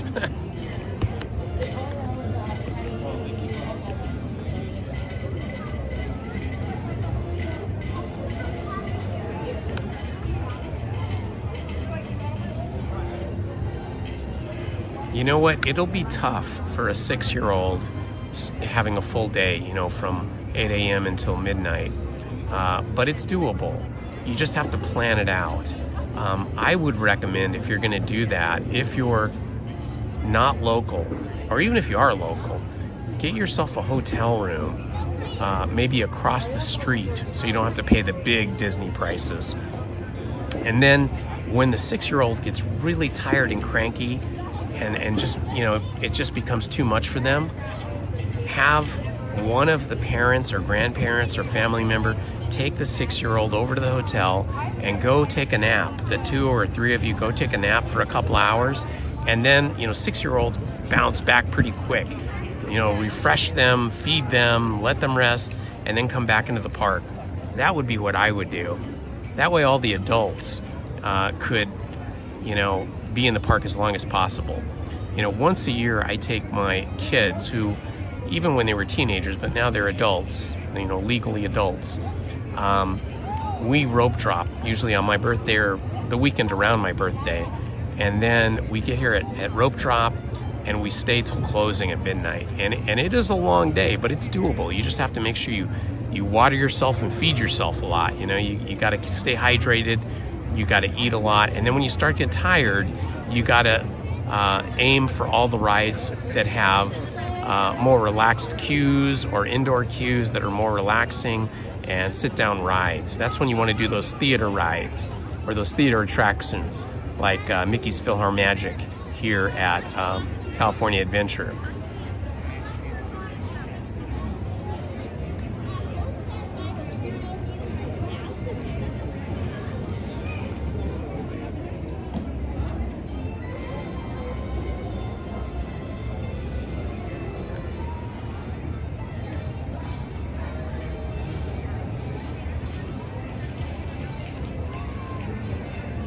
Yeah, that's good.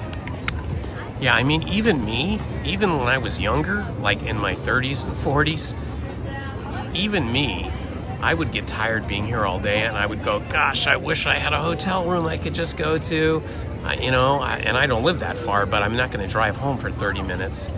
And it would be great if I had a hotel room at Pixar Pier or the Disneyland Hotel, or of course the Grand Californian would be the best, but it's just ridiculously expensive.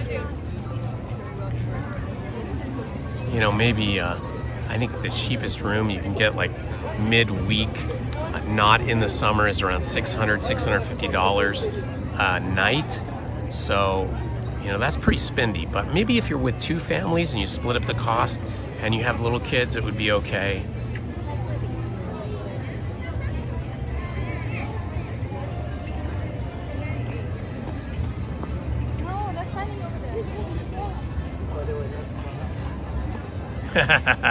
Mickey Stein, you're so funny.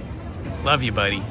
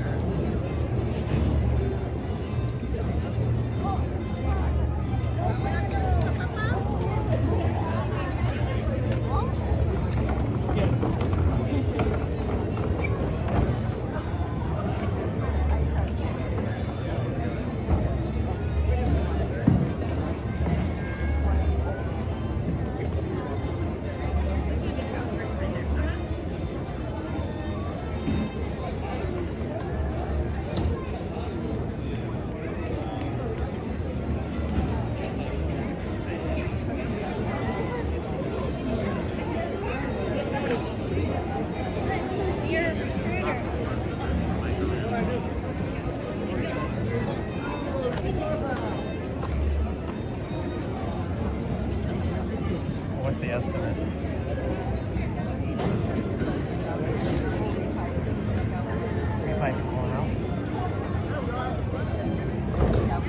I guess to get your money out of it, we're gonna have to do a lot of drywall work and stuff, I guess.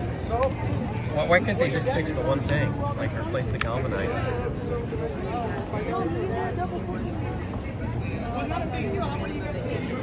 Yeah, well, that's not too bad. So is she gonna do it, or she's still taking it?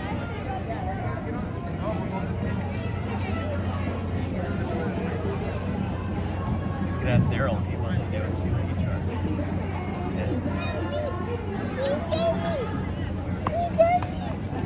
Oh, I think I hear the Five and Dime coming up the street.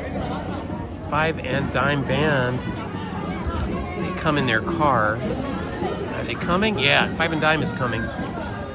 They usually play right like a half hour before the parade starts.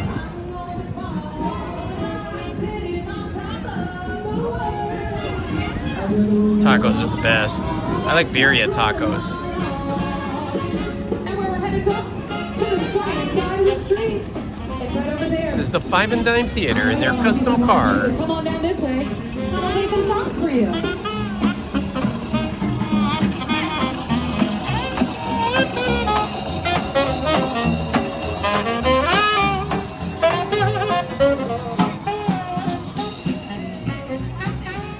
Wow, they don't nap.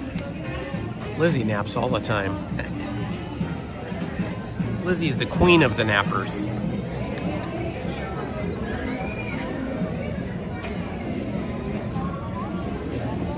It's already all posted up here.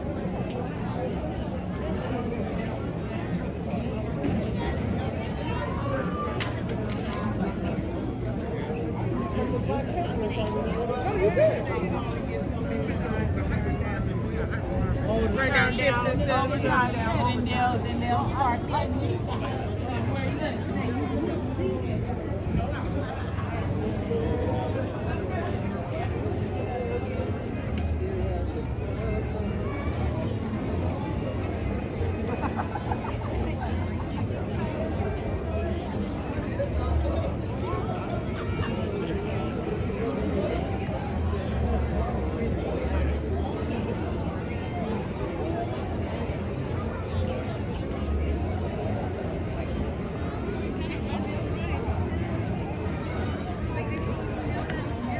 Hello, Kelly Lang. Welcome. We are posted up and waiting for the Lunar New Year parade, which starts at 12:45, so about 45 minutes from now. Got to get here early and wait for it. Who remembers Critter Country over in Disneyland? Now it's called Bayou Country. And before it was Critter Country, it was Bear Country.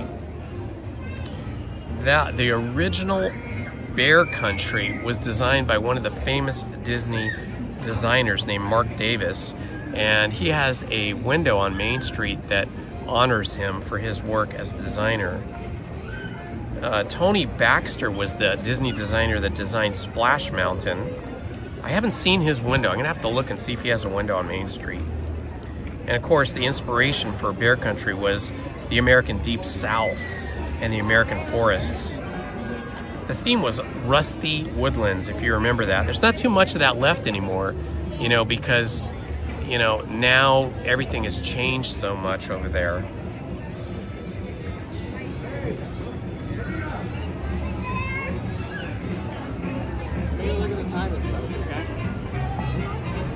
Oh, let's see if we can see. I don't think we can see them. There's too many people walking along here. Five and Dime's playing right down there.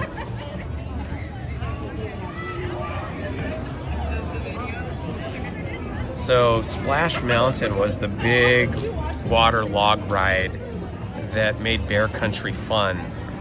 But of course that has now been re-themed and rebuilt.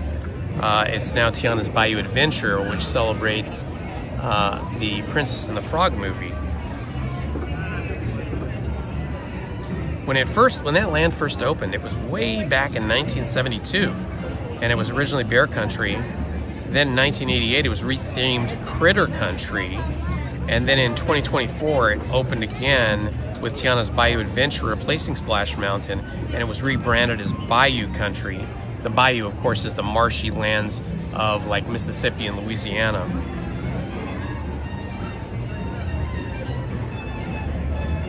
And then there was this really cool attraction that I loved with these singing bears called Country Bear Jamboree. That was really super fun. But that was then replaced with Winnie the Pooh, or the Mini Adventures of Winnie the Pooh, which actually I love. I kind of love the Winnie the Pooh thing. I don't know if I love it as much as Bear Country, but it was definitely worth the change, and we definitely needed to honor Winnie the Pooh and Christopher Robin and all his friends, so I guess it was worth it.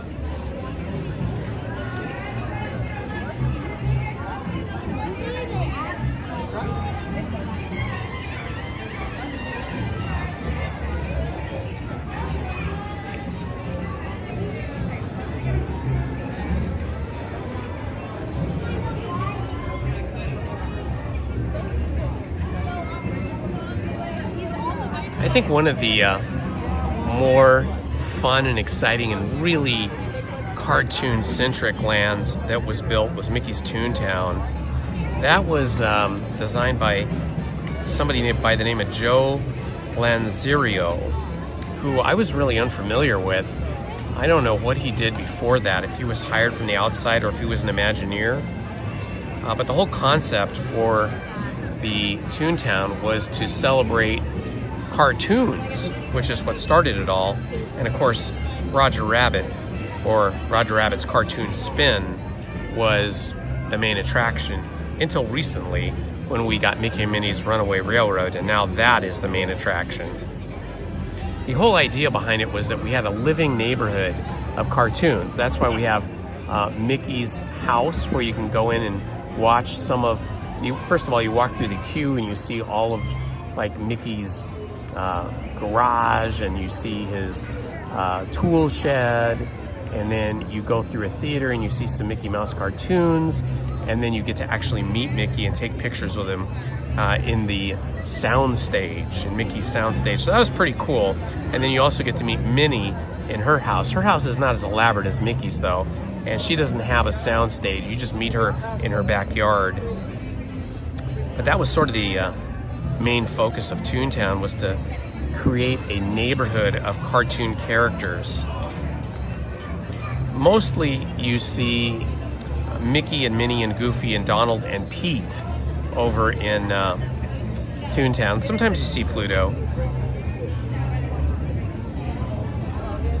I think that land originally opened in 1993, but then it got a big overhaul in 2022 and reopened in 2023, and that's when they had the addition of Runaway Railroad, Mickey and Minnie's Runaway Railroad.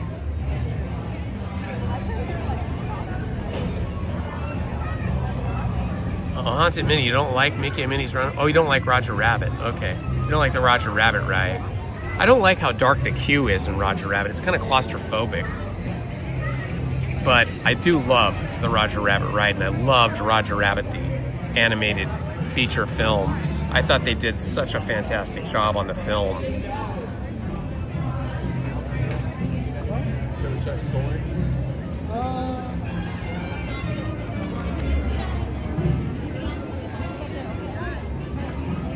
They're gonna notify me my food's gonna be ready in about 5 or 6 minutes. Like I should have laughed. Just over there, you just go to the, what do you call it, the pre-order window or whatever.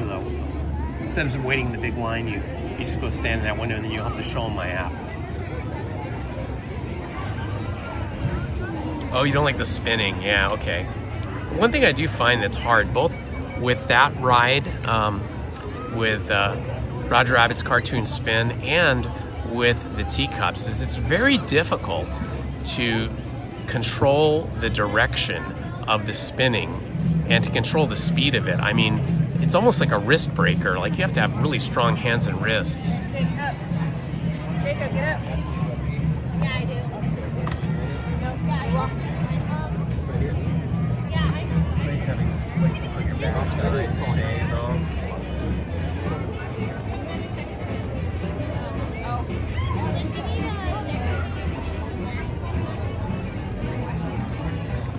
I love Mickey and Minnie's Runaway Railroad because I think that is the first ride that I've experienced, the first attraction I've experienced where you feel like you are in a cartoon. You feel like you're in there with them and at the same scale as them, or they're the same scale as us. Yeah, spinning rides can be a bit much for people.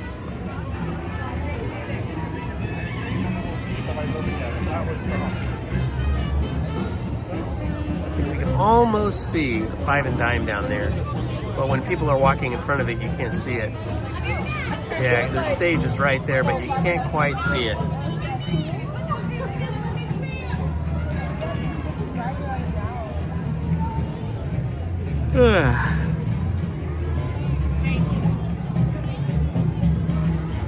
There is the popcorn stand.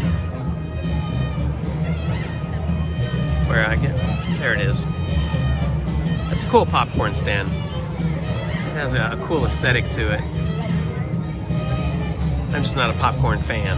Not a Disney popcorn fan, or a theme park. Basically, I've told you guys this before. I don't like anybody's popcorn but the one I make myself.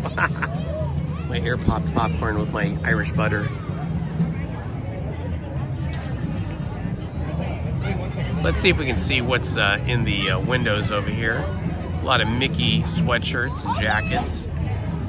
Some 70th anniversary clothing over here. Oh, hey Miguel, how you doing? We are waiting for the Lunar New Year parade, which will be in about 35 minutes. And you can see here, you gotta post up and wait. You gotta get yourself a good spot. The other side of the street, you don't have too many people until just before the parade because it's really hot in the sun over there and the sun is right in people's eyes. But on this shady side of the street, which is what I'm on, over here by the Disney Theater, everybody posts up over here like an hour and a half in advance to get a good spot.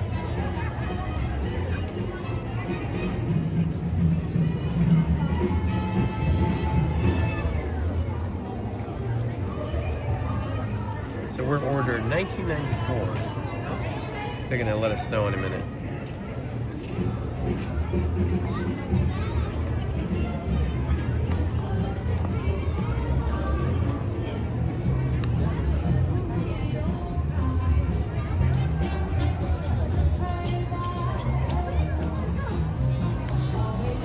Yeah, that Roger Rabbit ride can be spooky. It can be scary because first of all, the queue is really dark, really claustrophobic. It's kind of foreboding, you know, because of the dip factory. And then, you know, Roger Rabbit himself is kind of a manic, wild character as well as a lot of the other characters are too in that movie. So I could see how some of that could come through in a spooky, scary, negative way. Yeah, 1994 is a good year. Why is that, Minnie? Were you born in 1994?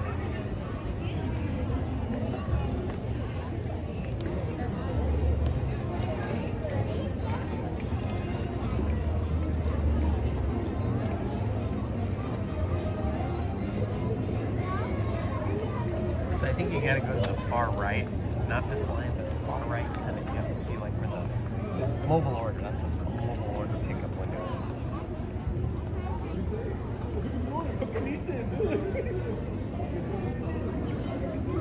Make sure you get some forks.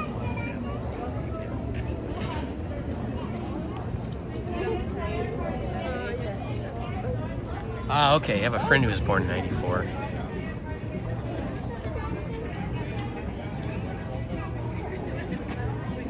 Yeah, we were still a couple without children in 94. We were still just, well, Lizzie was working hard at Disney, but we were still just out doing the things childless couples do, like a lot of mountain bike riding and windsurfing and traveling, car camping and all that kind of stuff. 4 years, so you were born in 1990, all right. Well, 1990 is a good year. Oh, here they come again. Five and Dime Band. There'll be baddies from heaven for you and me.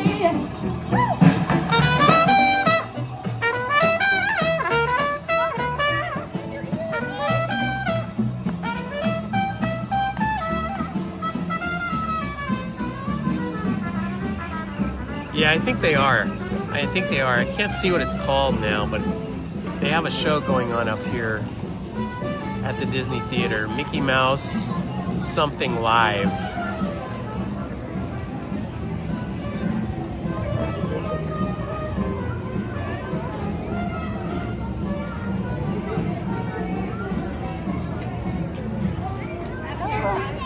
Okay. It's ready, so you can show them that. Keep your finger on this so it doesn't go away.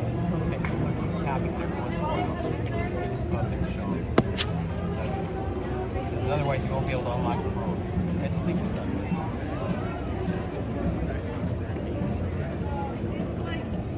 All right, Lizzie's going to go get my yummy food.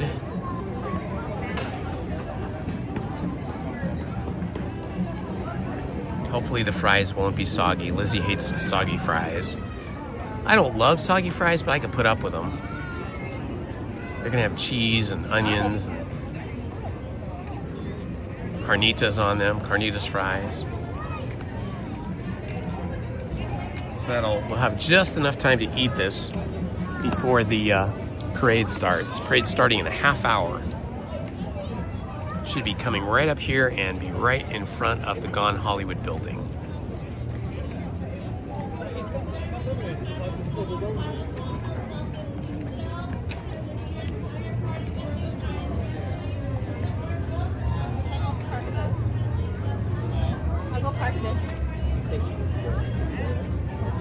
I don't love fries that much. Well, good for you, because fries are really not good for you. Fries are probably really bad for us. You know, it's potato starch fried in oil, and they probably don't use the best oil. And then on top of that, you know, fries are pretty fattening, and they probably have a lot of cholesterol. Probably not good for our arteries and our hearts, but unfortunately, I love fries. I've always loved fries. Can I eat and watch at the same time? I think so. I think I can watch. I mean, I can even put the phone down like this and you'll still be able to see the parade. See, the phone is now sitting on its little tiny tripod. And the parade will be right there, so we should be fine.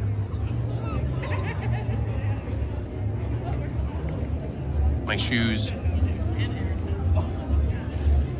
These are my adventuring shoes. Yes, fries can be really greasy. Yeah.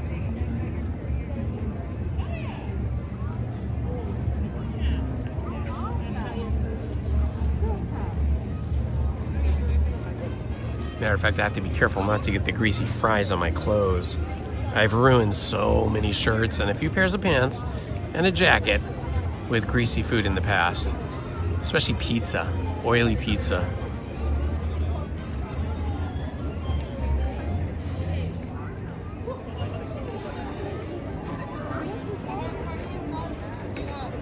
Carnitas fries coming up soon.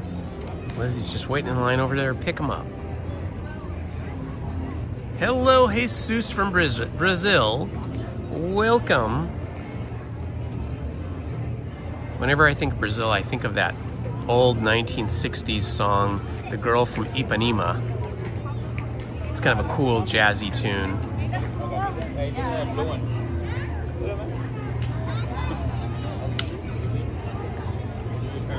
And then down in Brazil, they have that really famous beach. I forget the name of it. And Carnival. That's what I'd like to go to Brazil for. I'd like to see Carnival down there sometime. I understand Carnival in Brazil is the best in the world. Hello, Dr. Max. Welcome. Ooh, I see Lizzie. She's bringing our fries. Yum, yum, yum.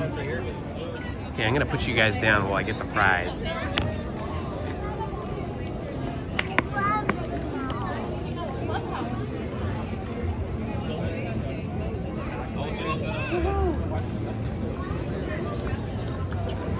Thank you.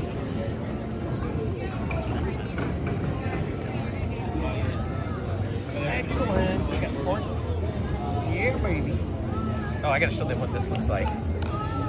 Let me show you what our carnitas fries look like. This looks like about half as much as they used to give us.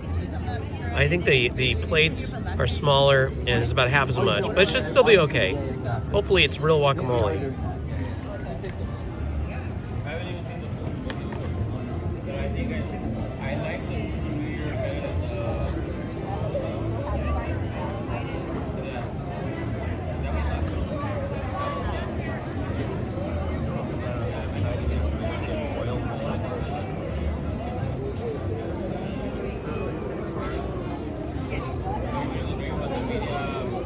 Fries look like they're okay. Yeah, they're toasted.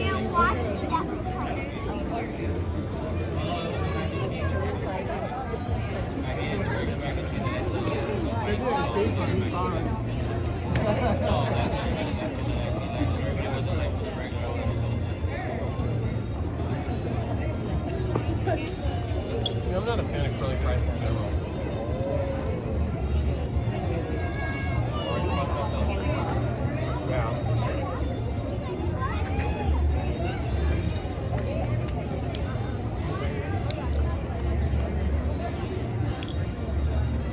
Okay, the carnitas fries are pretty good. They have a mild spice to them. They're not super spicy. Definitely not hot spicy.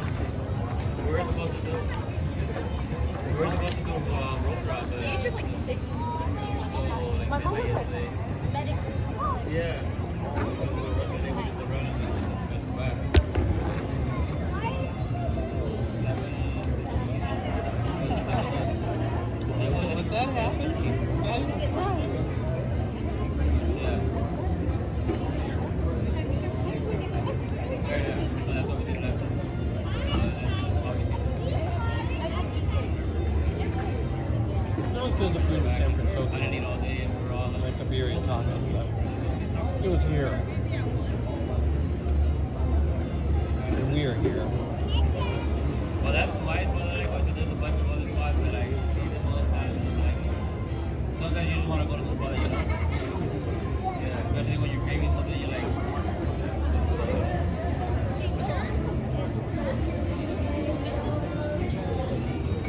So that's why I told you that I didn't know the name of it.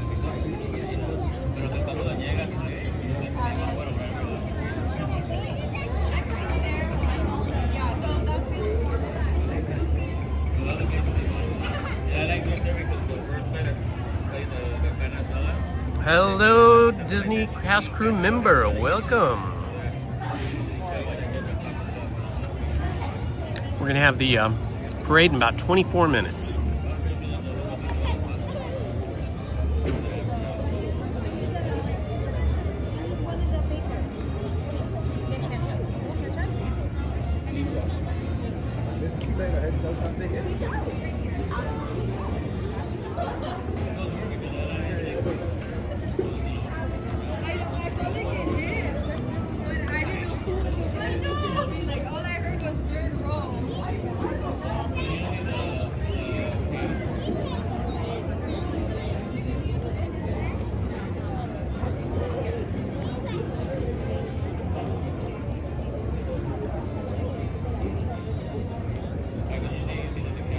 I wonder if these cracks were on purpose or if it just happened.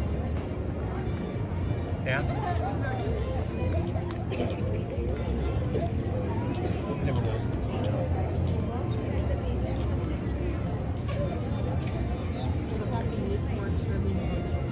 Yeah, exactly.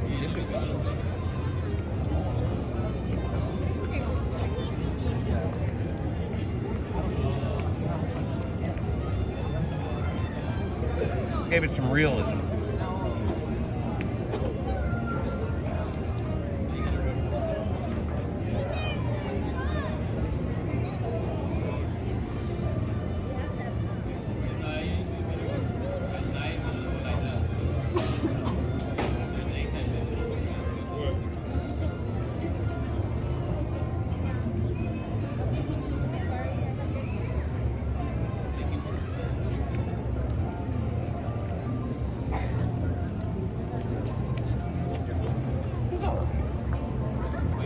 That's the right one, pal.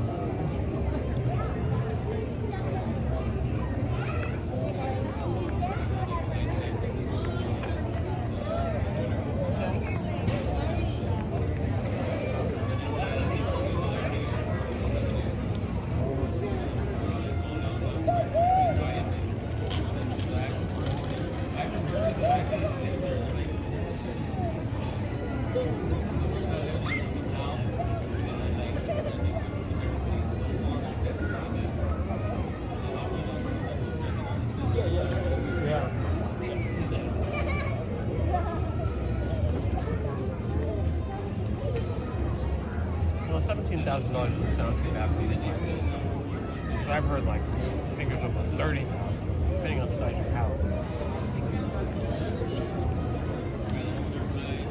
Well, that's good. It's come down to 15 because of what?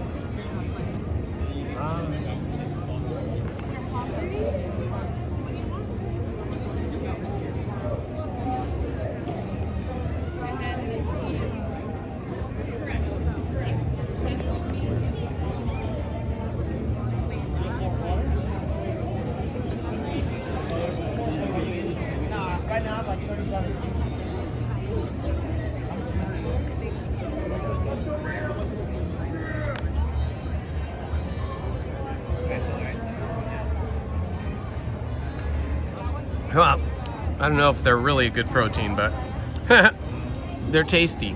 They're not fantastic, but they're okay.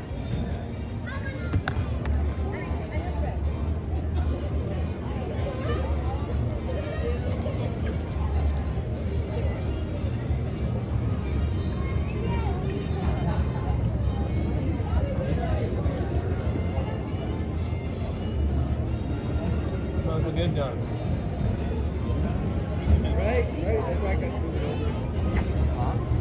It'd be a selling point too. We sell a house. Repipe.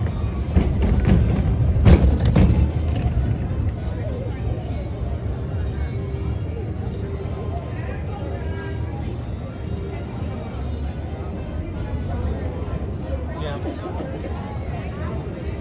Yeah.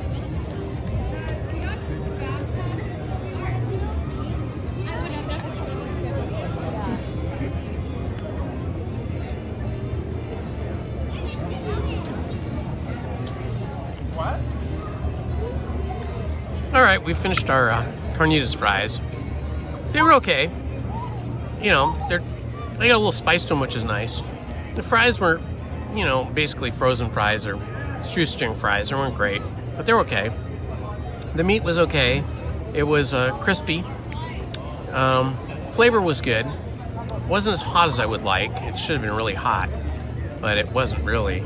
So I would say on a scale of 1 to 10, 10 being best, they were maybe a 5.5. The food, especially the Mexican food over at San Francisco, is much better. What do they call Rancho Cucamonga Cafe or whatever it is, has much better Mexican food, or Mexican-inspired food, put it that way.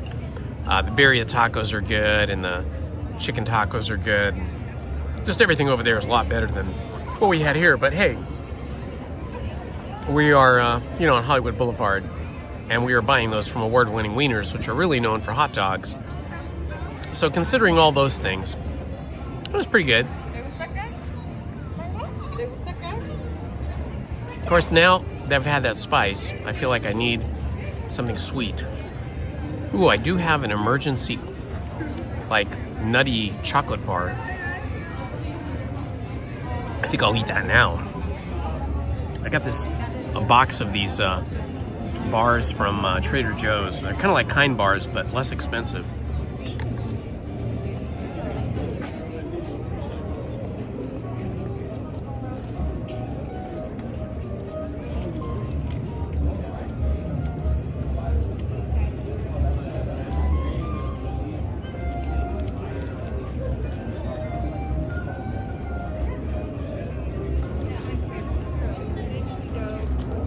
Actually, I'm going to eat this dark chocolate or dark cocoa sea salt bar I got from, let's see, it's 365 brand. That means I got it from Whole Foods.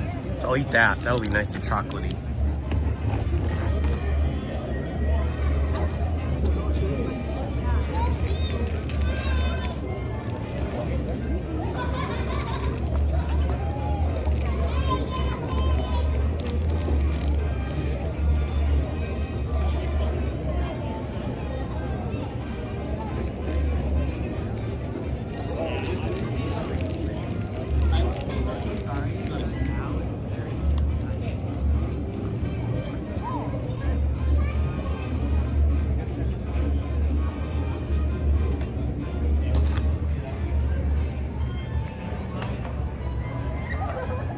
Good afternoon, love pugs. Welcome.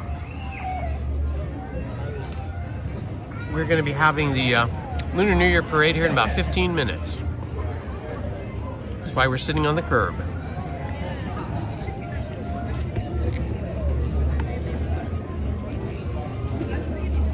After the spicy meat, I have my chocolatey Kind bars. You can have a bite of it.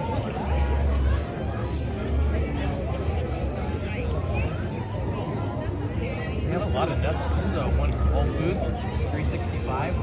They're cheaper than the Kind bars, barely, like by a nickel or so. They have a lot more big nuts in them.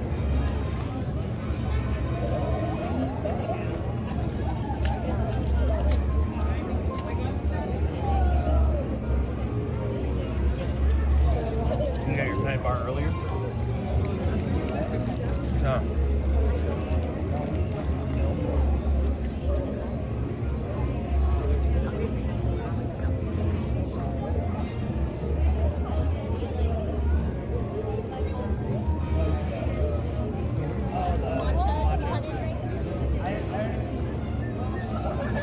$15,000 for a meat pie. I think that's a really good deal.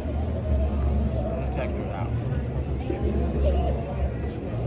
It's all our good negotiating skills. You're gonna repipe it with copper, right? Now, is that gonna include the repatching of all the walls, or you gotta get somebody to come in and do that?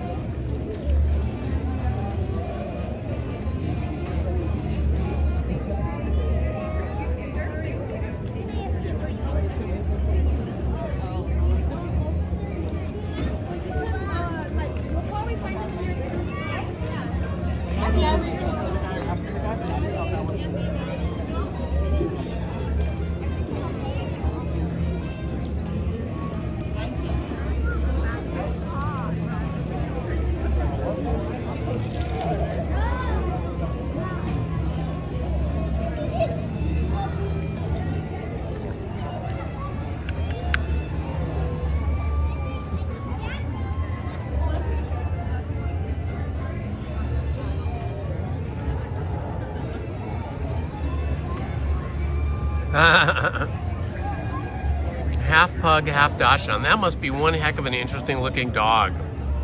Oh my gosh, I can't even imagine. Does it look more like a pug or more like a dachshund?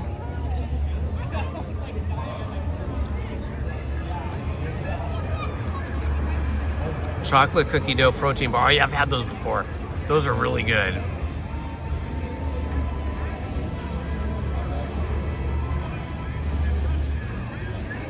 All right, we are about, what is that, 14 minutes from the parade.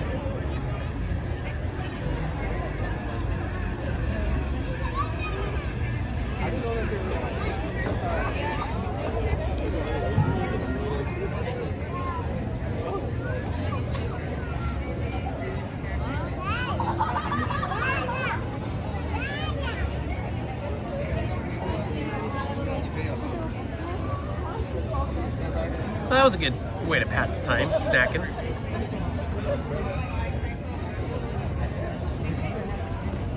Wow, look at that, 2,840. When we get there, I think by the end of the week I'll be at 2,900. More like a dachshund. And the fastest dog at the park, so it can really run fast, huh? You know, somewhere here in Southern California, they have an annual wiener dog race. They call it the wiener dog races. I think they do it at the Santa Anita racetrack where they race horses. Because one of my friends, Louie, he's always had dachshunds. And he's raced his dogs before, you know, just for fun, like once a year, not professionally or anything. The whole thing, the dachshund racing, is just a once a year fun thing. But his dogs have won a couple of times over the years. Different dogs he's had, you know, because they don't last forever. They don't live forever. But yeah, you should look into that. The wiener dog races. I think it's at Santa Anita Park, if you live here in Southern California. Or maybe they have it in other states too, who knows?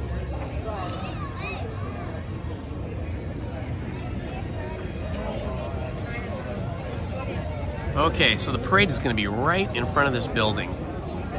Right in the sun. It's going to be perfect.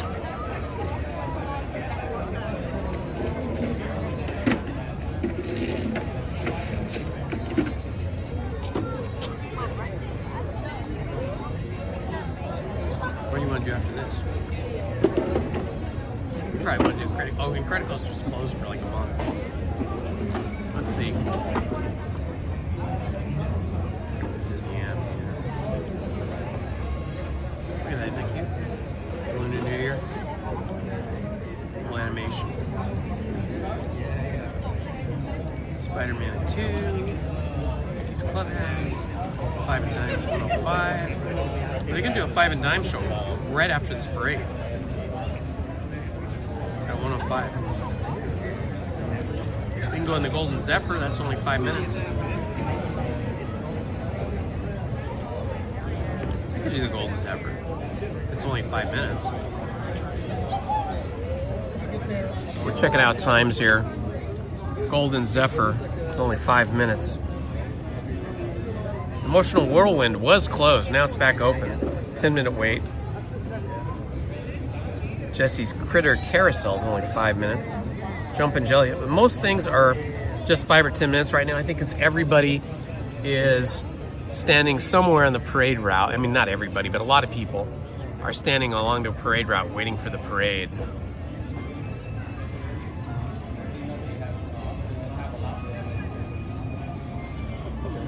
Clam chowder at Adventureland, where Pirates Ride is. Yeah, the clam chowder now, they serve it at the Harbor Galley, which is right across from Haunted Mansion. They used to serve it also at this walk-up window, which was right next to Pirates of the Caribbean, but they don't serve it there anymore. Now, the only place you can get it in Disneyland that I know of is the Harbor Galley, which is, you know, a walk-up window with outdoor seating, lots of outdoor seating right across from Haunted Mansion. It used to be great, but now I think the sourdough bread bowls are smaller and they don't carve as much of the bread out, so you don't get as much soup. You don't get as much clam chowder. You used to get so much clam chowder. It's like shrinkflation, right? And then I believe they also have the clam chowder over here at, I can't think of the name of the, well, it's where the Boudin Bakery is. There's a restaurant right next to the Boudin Bakery, and I think they have the clam chowder there as well. I haven't tried it there. That used to be like a really famous thing to have up in San Francisco.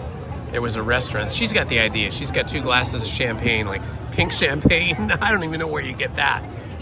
Probably over there at that big drink stand over there.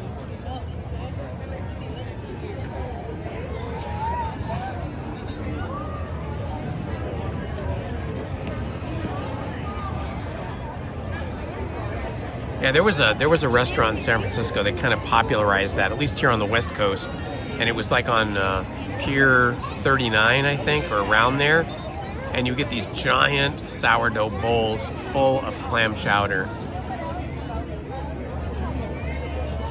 I think that's where Disney got the idea from. It's getting really busy now. People are starting to really crowd this side of the street. And now even people are getting excited and they can't find places on this side of the street, so they're going over to the sunny side of the street. Excitement of the parade coming is happening. See people posting up over here across the street in the sun. It's better be on this side though, because on this side the sun will be hitting the cast members in the parade. On the other side, the cast members will be in shadow, and the sun will be in their eyes. You know, anybody sitting on that side, the sun is in your eyes, and then you're looking up at the cast members in the parade, and they're like in shadow, so you don't get as much color and brightness. Hello, Ivanus. Good day. Welcome to the chat. We are moments away. We are about 7 moments away from the Lunar New Year parade starting.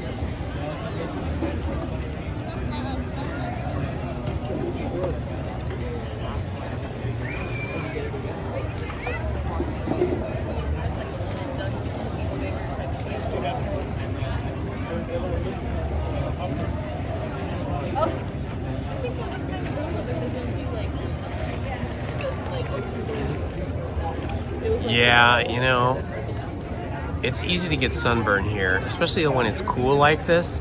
You feel like, oh, it's not hot, you know, it's not like being at the beach on a summer day, but you can still get sunburn here like in 20-30 minutes. I coated my face with sunblock today, as I always do whenever it's sunny. If it's an overcast day, I don't always, you know, especially in winter, because the sun is very low on the horizon, I don't coat my face with sunblock. I'll generally go without sunblock. But as the sun gets higher in the sky, you know, in spring and then summer and fall, yeah, I gotta wear sunblock every day. Otherwise I'll get sunburn. I've had my neck sunburn really badly several times, you know, just wearing a t-shirt. That's why I like to wear a collared shirt when I'm out at the park here, and I like to wear a bandana around my neck because it protects my neck from getting sunburned. I've had the back of my neck so burned that it's just like turned super red and then peeled and then turned super brown.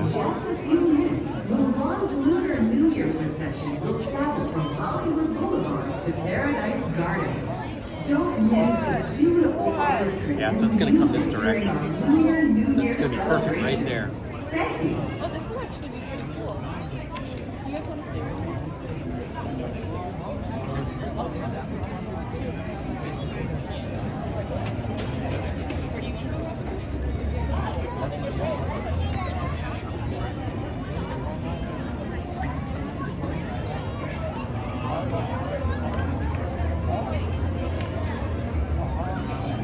These cushions are the best. Aren't you happy I found them? They seem pretty durable too. I haven't popped them yet. I guess if we ever pop them, we better go on a serious diet.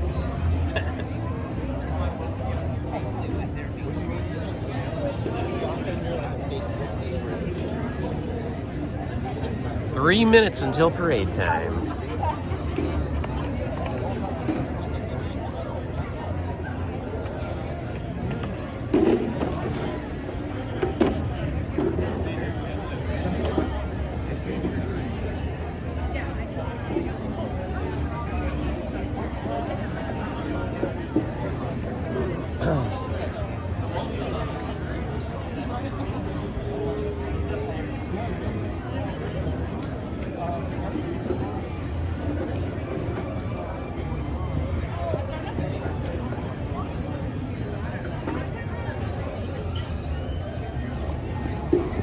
Welcome in, Shafabro. Happy to see you here today, my friend.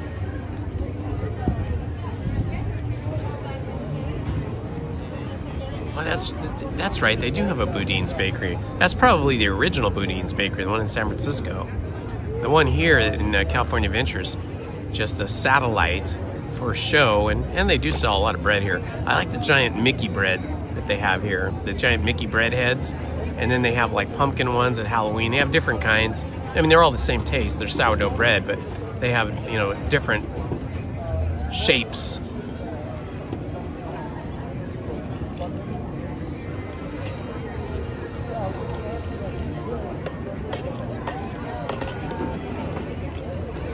Yeah, I'm a sourdough fanatic. I eat sourdough bread a few times a week, just with butter on it.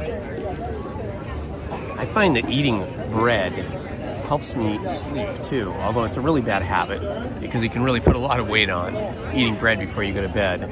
But if I eat just one single piece of bread, usually sourdough with butter on it, like half hour before I want to go to sleep, it really helps me sleep much better.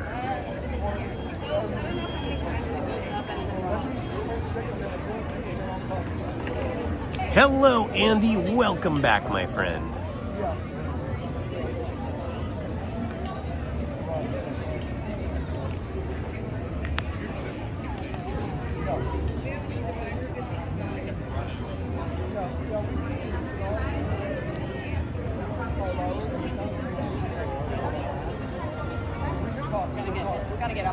Yeah, Lizzie likes to drink tea before bed, and that usually makes her, well, everything makes Lizzie sleepy. Lizzie's superpower in the world, aside from being an amazing artist, her other superpower is sleep. I think that actually, I don't know which came first, the art or the sleep. But yeah, she can sleep anywhere, anytime at the drop of a hat.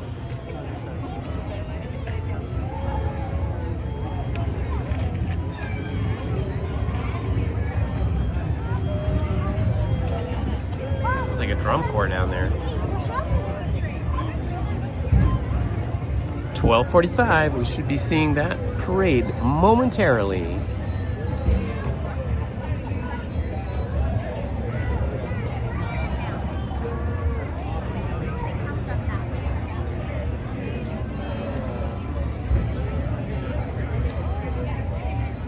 Oh, you're lucky you have the sleeping and the singing superpower. Eating, sleeping, and singing. Okay. Yeah, maybe eating is my superpower. Definitely not sleeping, and not so much singing either.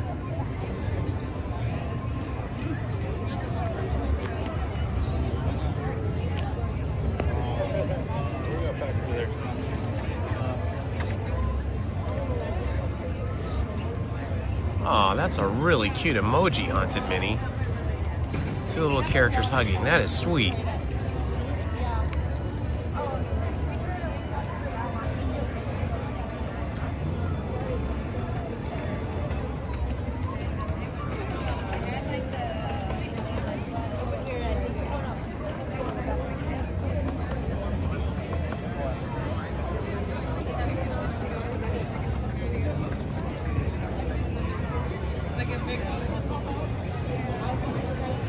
I had a coworker who bought the SodaStream machine, and she used it a lot when she first got it.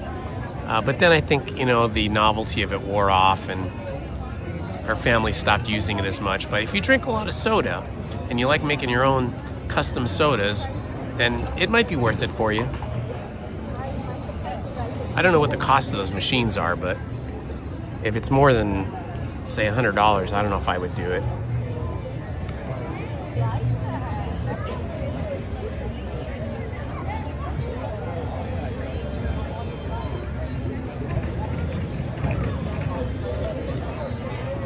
Yeah, I don't know what it tastes like. I never drank Anna's soda because she just made it at home, but she was always telling me about it. And she took a picture of it and showed it to me. It looked okay.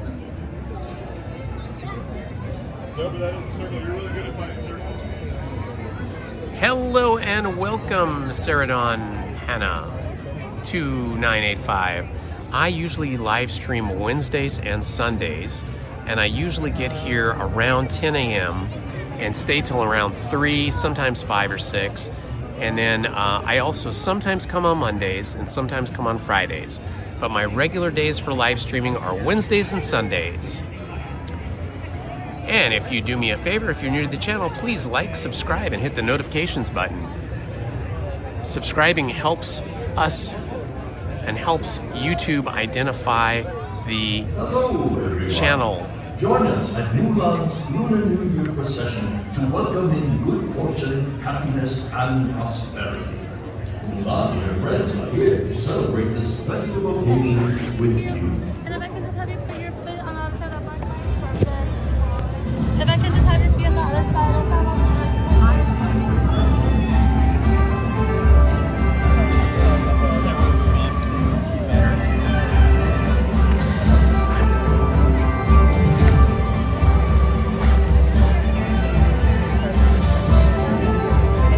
All right, here we go, guys. The parade is about to begin. The fan and the bell dances are two of Mushu's favorite ancient art forms. They represent beauty, grace, and delicacy.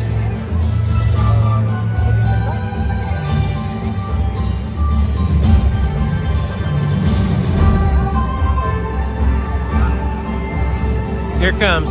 I can see it way down at the end. It's on its way down. There's the banner, that orange and yellow banner. That's the beginning of the parade.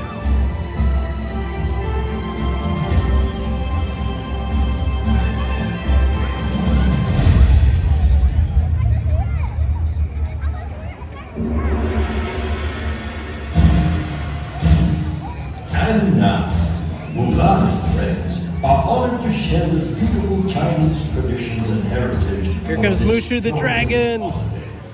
Please join them in welcoming Mushu as we celebrate the Year of the Horse.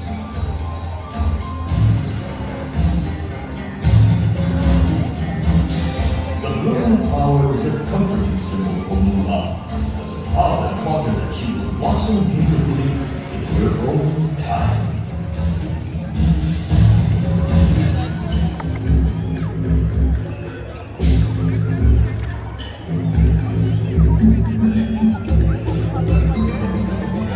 The dragon dance is one of Mulan's favorite traditions. She learned from her ancestors that the wise and powerful dragon dances across the sky to scare away bad luck and bring good fortune in the new year.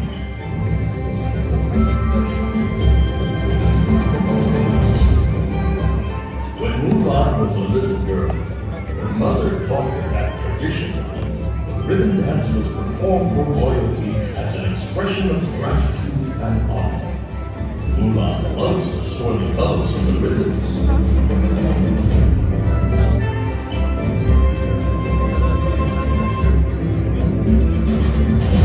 Mulan learned to respect the strength and discipline of the martial arts from her father. This centuries-old art form celebrates a rich heritage of bravery and honor.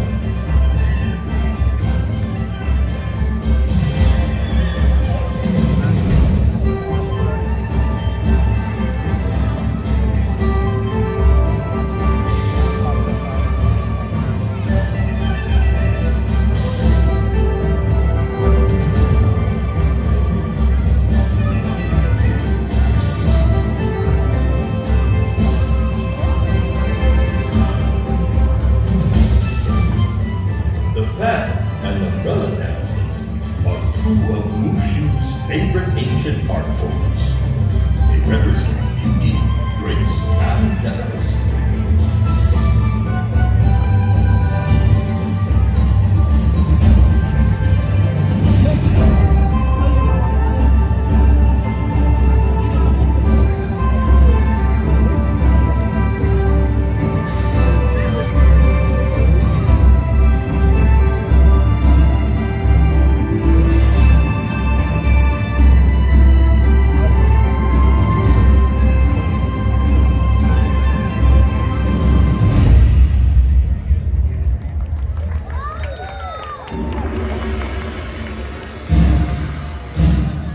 And now, Mulan friends are honored to share the beautiful Chinese traditions and heritage of this joyous holiday.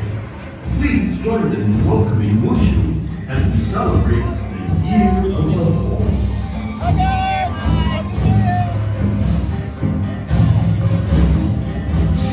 The moon flowers and comforting symbol for Mulan, as a father taught her that she would blossom beautifully in her own time.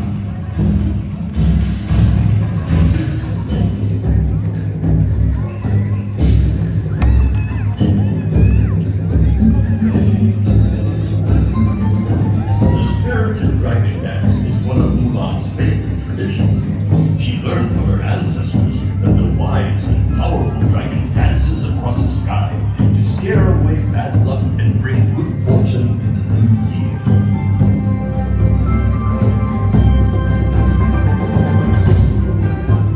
When Mulan was a little girl, her mother taught her that traditionally, the ribbon dance was performed for royalty as an expression of gratitude and honor.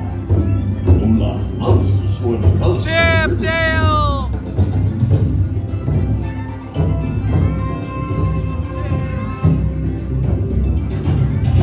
Mulan learned to respect the strength and discipline of the martial arts from her father.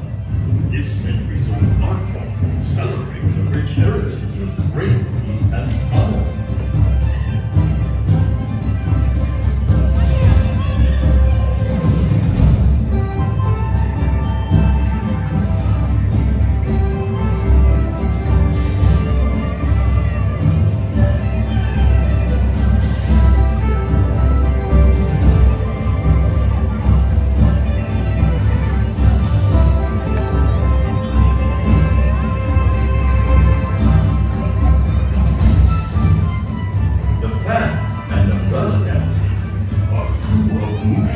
Favorite ancient art forms. They represent beauty, grace, and delicacy.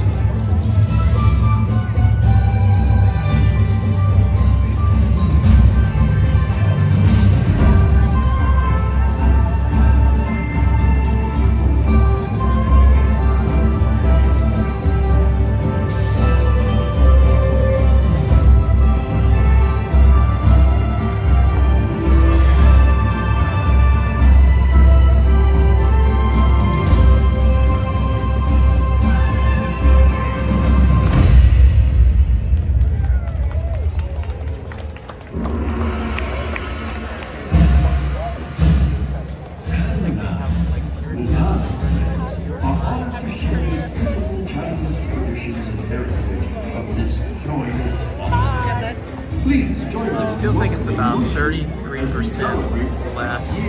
All right, my friends, that was it. That was the Lunar New Year parade. It feels to me like this parade has about 35% fewer cast members and maybe 25% fewer groups of performers than last year. I'm gonna have to go back and look at last year's parade that I recorded. You can compare yourself on my channel, the Lunar New Year parade for 2025 versus this year. But I feel like this was a much shorter parade. Still very beautiful, but it seemed like it was very much more pared down. You are welcome, Andy.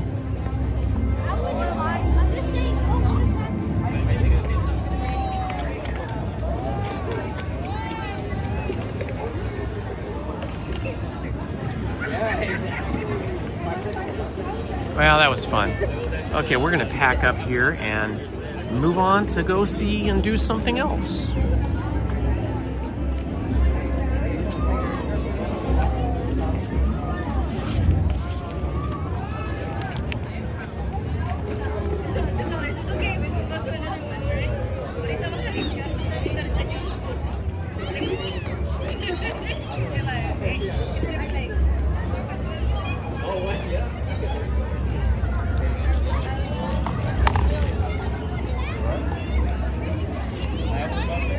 Let's take it out.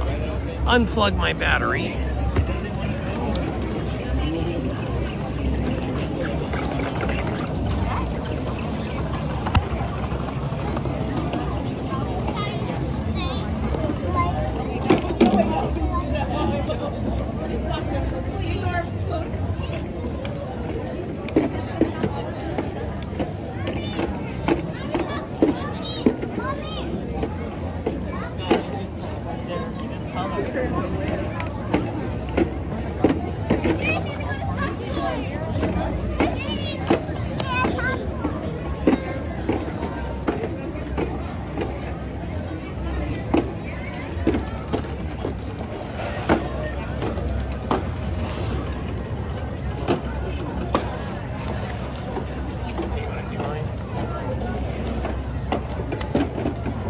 Boy, that concrete's cold. It would have been really brutal sitting on that without the inflatable cushions. Whoa, look at the crowd now, guys. We've got quite the crowd going. All right, that was super fun. I love parades, and I love the Lunar New Year parades because the cast members' costumes are so beautiful, and the dances and all that. Really cool.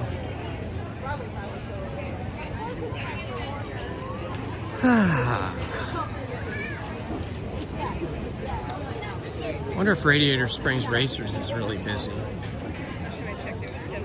Ooh, 75 minutes is ugly. I don't want to do that. Let's see, Radiator Springs now says 65. Single rider would probably be half that time. Lizzie says that's okay.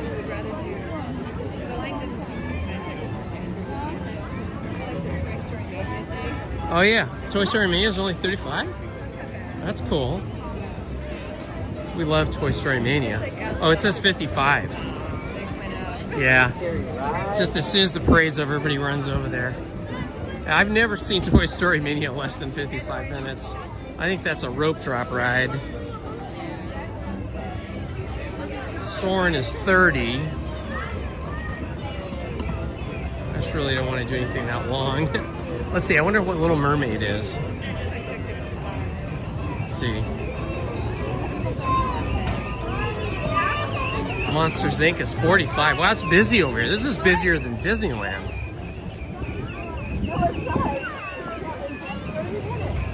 Little Mermaid's 25. But I do find that the Little Mermaid line is sort of like some of the other rides like Haunted Mansion, where it tells you a longer time than it actually is. Look at the number of people here, my gosh. It's crazy. It is crazy busy here. This is a gigantic, enormous number of people. Let's see, 105, I think. So, oh my gosh, the crush of people here is crazy.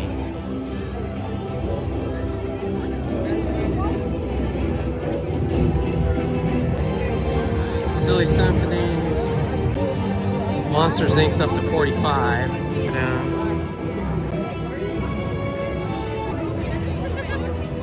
Little Mermaid? That's a fun one. It's really pretty. Disneyland was. I mean, I don't know. I'm not over. They feature like special. Yeah, it's all these special food booths for the Lunar New Year. You're the horse. Yeah, I can see people walking around with beer and wine and getting their special food treats. Imagine like some like. Okay, the sun is in my eyes and we're walking in a big crowd, so I can't really read the chat right now. So forgive me if I do not reply to you right now. I'll try to reply to you once we're in line. I'll go back through the chat. Yeah, see all these little food booths here? Plus people can buy alcohol here and have adult beer, like for all the Lunar New Year special food treats and all that stuff. Otherwise, you know, horrible.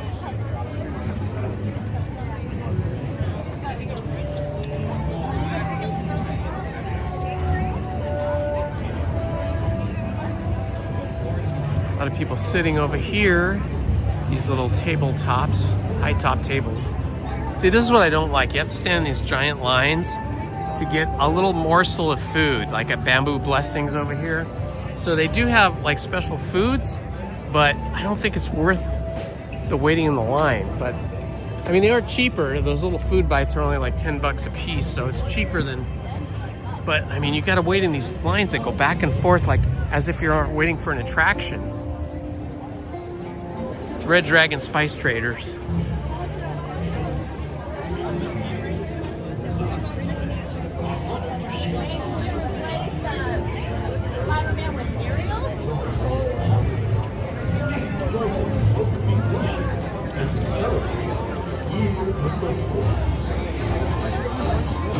I think we're right behind the parade right now too.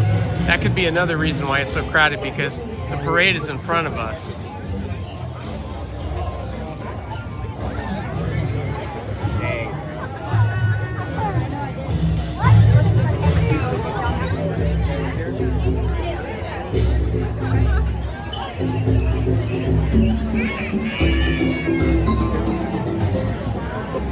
So we're trying to get over here to Little Mermaid, but it's kind of crazy busy trying to get over there. So we're roped off right here.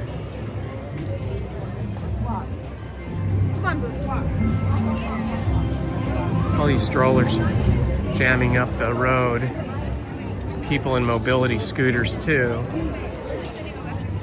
Oh yeah, this is like a huge traffic jam. You can't even get by anybody. Wow. It's insanity. Oh, this is no longer 25 minutes. This is backed up all the way to here. It says 25 though, so I guess we'll give it a try.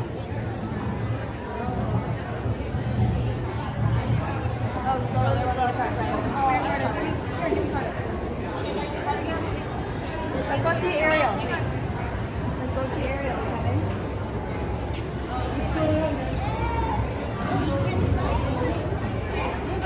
That's moving along pretty quickly, so maybe it will be under 25 minutes. Cute little kid.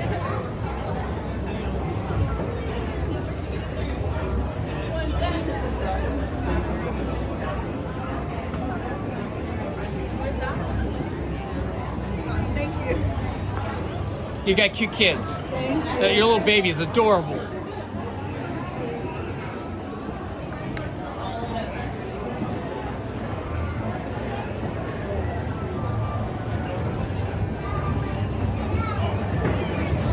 Oh, we're flying through this line. This is going to be like 10 minutes, not 25 minutes. Well, that's very exciting. I thought this line was going to go way back, but it looks like it's going to be like less than 10 minutes.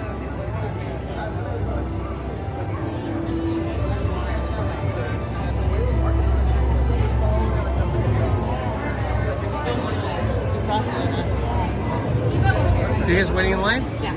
Okay. Those people just get pushy. They're a couple. Yeah.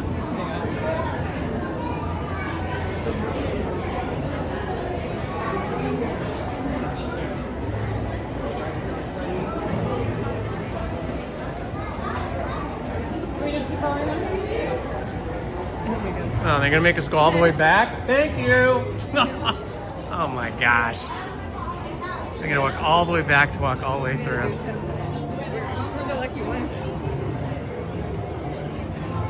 Well, that was crazy. We just had to turn right into the door, and they put a chain up right in front of us and made us walk all the way back here. But that's okay. We're getting our steps in. It's always good. It's always good to get more steps and get some exercise.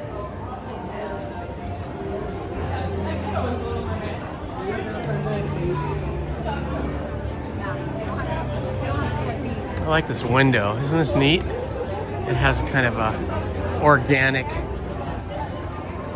sea style design going. So this particular ride is like Haunted Mansion in that it uses an omni mover design where the cars are in continuous motion, so it can load quicker, so that the ride queue moves faster. But it does stop occasionally if they have to load somebody with a mobility issue.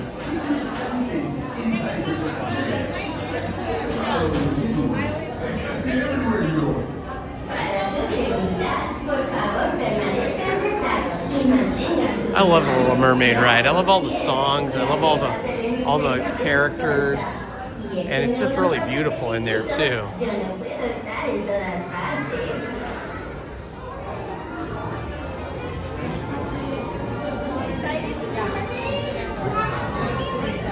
It's telling you to purchase.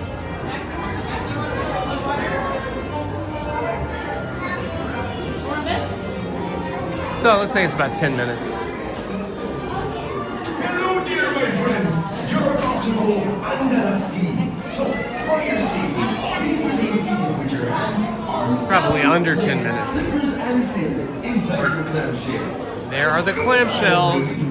It can't be everywhere you go. I love the big mural with the ship and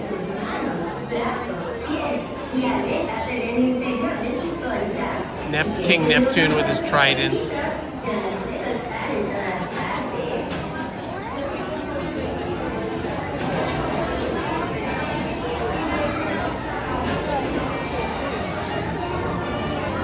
And there's the Little Mermaid with all of her fishy friends, and the prince looking onward with his dog.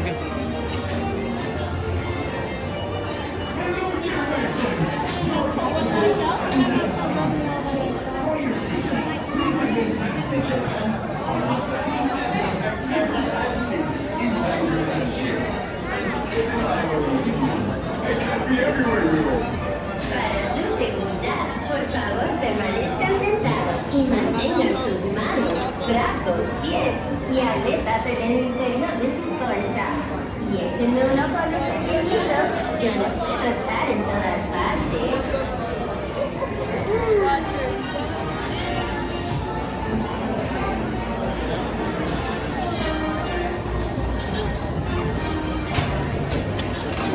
All right, we made it. I guess Mermaid does its own thing. Hold down. Push-ups.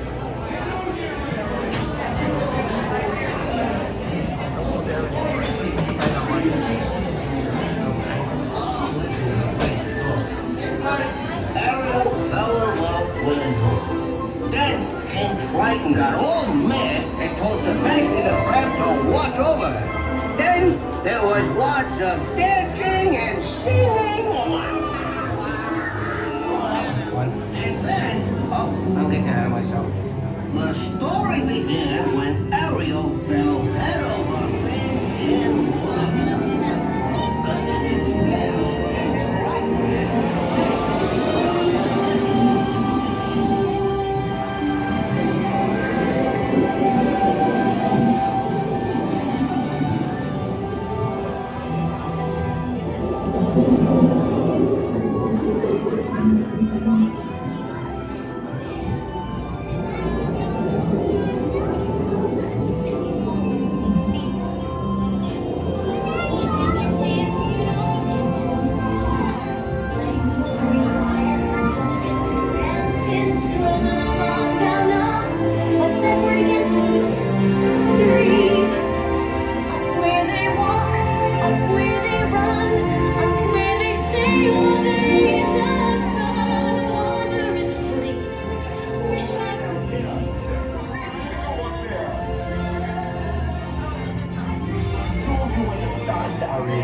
This is where you belong. You may think the water's always bluer in someone else's lagoon, but down here is your home. Believe me, door is locked. They were so date. One day when they lost it hungry, yes, you gon' be on the date. Oh no, under the sea, under the sea. Nobody beat us, fry us and eat us in fricassee. We what the land folks love to cook. Under the sea, we off the hook. We got no troubles, life is the bubbles. Under the sea, under the sea, under the sea. Since life is swinging, we got to be here naturally. Even the sturgeon and the rain, they get the edge and start to play. We got the spirit, you got to hear it under the sea. Play the flute, the cup, play the harp, the bass, play the bass, and they sound the chop. The bass, play the bass, the chop, play the top. The flute is the Duke of soul.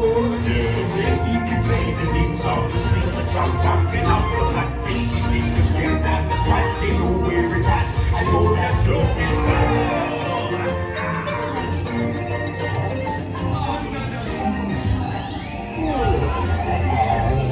She swam this way.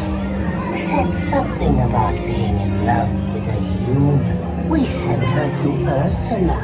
Yes, Ursula is great.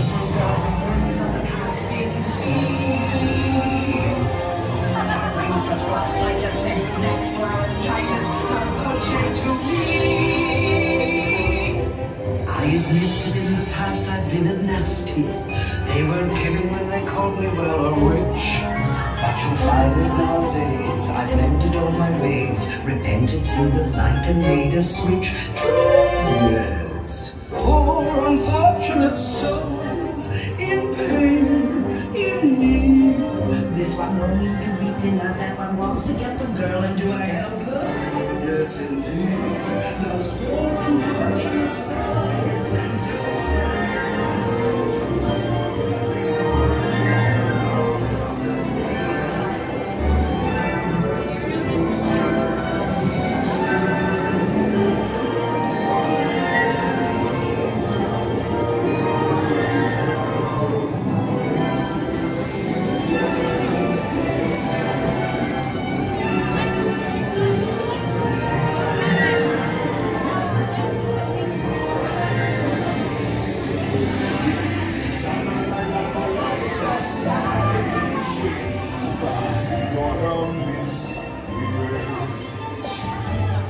Yeah, you see her sitting there across the way. She don't got a lot to say, but there's something about her. And you don't know why she died to try and wanna kiss her.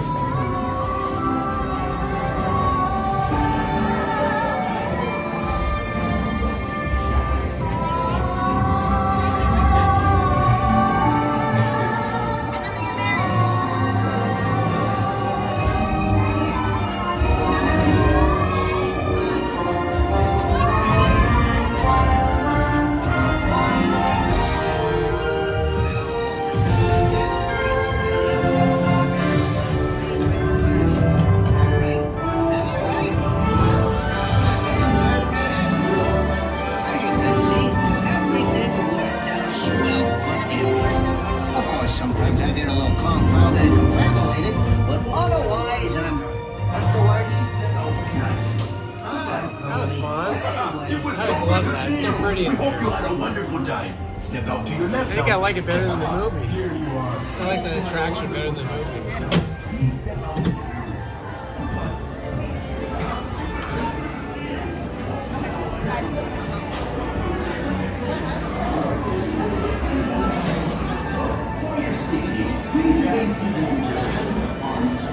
Legs, flippers, and fins inside your lampshade.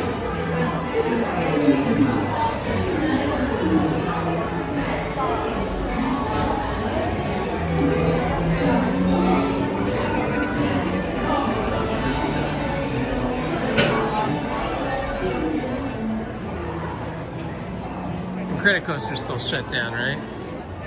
I'll double check. Pretty sure. Yeah, if it's not on the list, it's not there.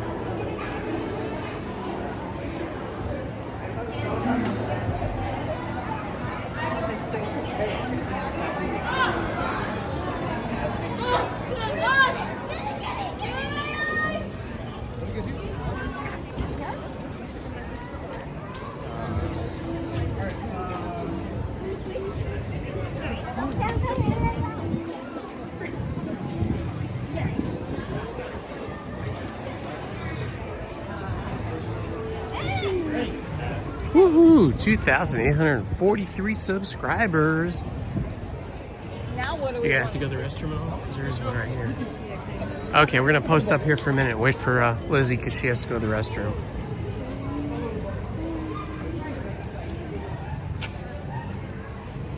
If you're new to the channel, please like and subscribe. Oh, look how cute this is. They've decorated this street of San Francisco style buildings with Lunar New Year decorations. That is very cool. Hello, my friends. This is Indiana Holmes reporting for you from California Adventure. I want to thank you for joining us today. If you missed any of the live stream, feel free to rewind. We started off the day with the Haunted Mansion, which only just reopened last Friday with the original 1969 theme of the Haunted Mansion. Gone is the Nightmare Before Christmas holiday theme. So if you want to see that, you can rewind that all the way back. And then after that ride, we went on Big Thunder Mountain. That was super fun. And after Big Thunder Mountain, we went on Sleeping Beauty, was it? Or yeah, I think we went on Sleeping Beauty. And then after Sleeping Beauty, we came over here to California Adventure and we saw the Lunar New Year parade, which we had to wait for, but it was worth the wait. And we just got off the Little Mermaid attraction. So feel free to rewind. And if you're new to the channel, please like and subscribe. We have 2,843 subscribers. We are working on a goal of getting to 2,900 subscribers by the end of January. That is just 7 days, so every subscriber counts. Thank you so much.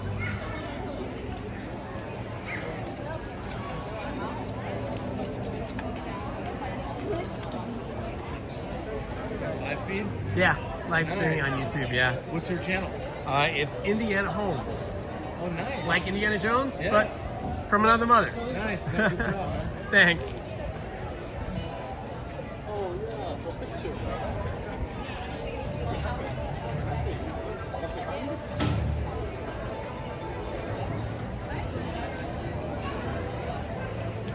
Woohoo! 2,846. Thank you to those of you that subscribed today and everyone that has subscribed over the last year. It is greatly appreciated.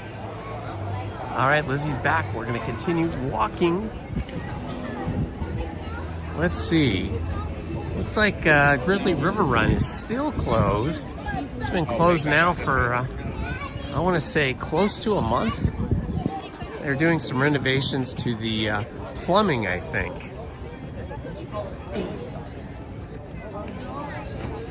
Yeah, winter's probably the best time to do it because not as many people want to ride a water ride where you get soaking wet in the cold winter months. Let's just take a look over here. Oh yeah, you can see the water is here, but over there where the actual boats float through is completely empty and dry. They've got some scaffolding fencing up. Redwood Creek Challenge up here. Oh yeah, see if you look down in here, guys, this is normally filled with rushing water and it is all dry in there. So I am sure that they are working on plumbing and probably whatever they need to do to keep the ride operating, functioning properly. If you ever just want to take a nice walk, this Redwood Creek Challenge is a really fun trail to walk through, and especially if you have kids that have like tons of energy because you fed them too much sugar. This is a good place to take them. They've got all kinds of different things kids would like rope walkways and swinging rope bridges and all kinds of jungle gym style kinds of things. Another view of the empty waterway of Grizzly River Run right there. We had a couple of weeks there, about 2.5 weeks in January, at the beginning of January, that was super hot. I mean, like in the 80s, high 80s, and it would have been great to be on Grizzly River Run on those days, but it was already shut down at that time. Ooh, this is one shop I haven't been into in a long time. The Russian River Outfitters. Ooh, look at this. This really shows you what it looks like without the water. See, the water's not even really that deep. When you look at that, that's like 4 feet at the most. About 4 feet deep, so.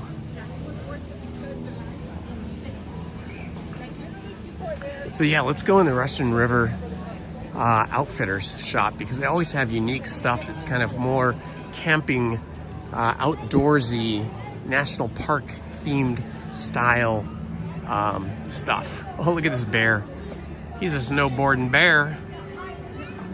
Very cute. Look at his, he's got his paw prints in his shoes. Oh yeah, see, they don't have these kind of shirts anywhere else. That's a really cute shirt. The grizzly bear with his life jacket, his lantern, his paddle. That's super cute. Oh, this is something I haven't seen anywhere else either. Hiking Mickey flannel shirts. How cool is this? It's just the applique kind of patch thing though, as opposed to having it. Oh, I like the patch. I wish I could just buy the patch. That's really neat. Let's see, how much is this? It's a very thin flannel, but it is flannel. It is $75. It's pretty spendy, pretty spendy. This, however, is quite nice. You know, I like collared shirts. Let me see if I can change lenses there, give you guys a better look. Hiking Mickey. Oh my gosh, Adventure Mickey. How much are these? $70. That's pretty typical. That's about what they're charging for any button-up collared shirt now. I just wish there was a little bit more contrast between the printing and the green shirt. The contrast, maybe if Mickey's were like mustard yellow, it would have been better. Oh, and then they've got the same thing in the sweatshirt over here. Grizzly River Run. River Guide Roger. Yeah, that's a completely new character for this theme park. So yeah, it's the same graphic. Well, it's a little different because here it says Grizzly River Rafting Company. That's pretty neat. Very cute. Oh, I've seen people carrying these around, or wearing these around. They're little hats with the little fuzzy, like Mickey ears, and then there's little gloves. I think they're for little kids. Oh, they have lots of snacks here. My kids would love these. They've always loved goldfish. I remember they must have eaten hundreds of pounds of goldfish in their childhood. Oh, there's a Winnie the Pooh hat. That's cute. They got some unique jewelry here. I haven't seen you wear your Mickey ears at mine. Yeah.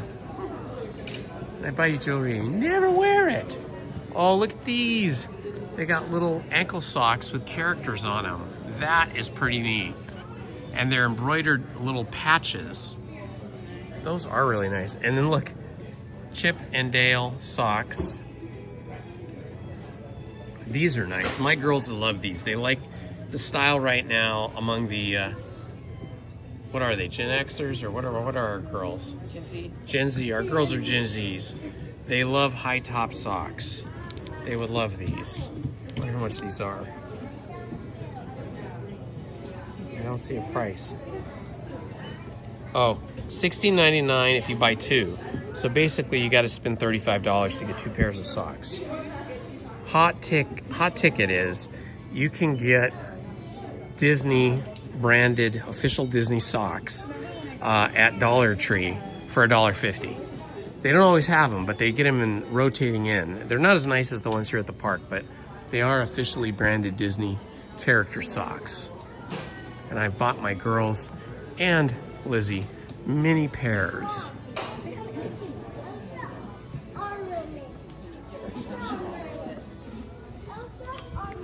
This is a really nice sweatshirt. This is sort of like what Lizzie has. Lizzie, Lizzie has a gray shirt with Mickey that is tufted embroidery. So it's similar to Lizzie's. similar. Here's Lizzie's. You see, it's the same.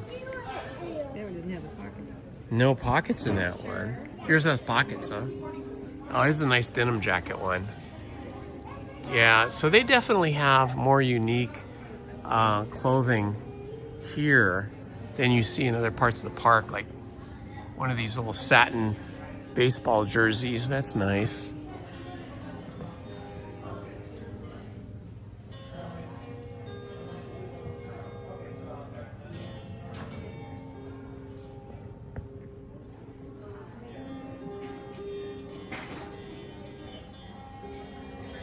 California branded stuff, or California Adventure.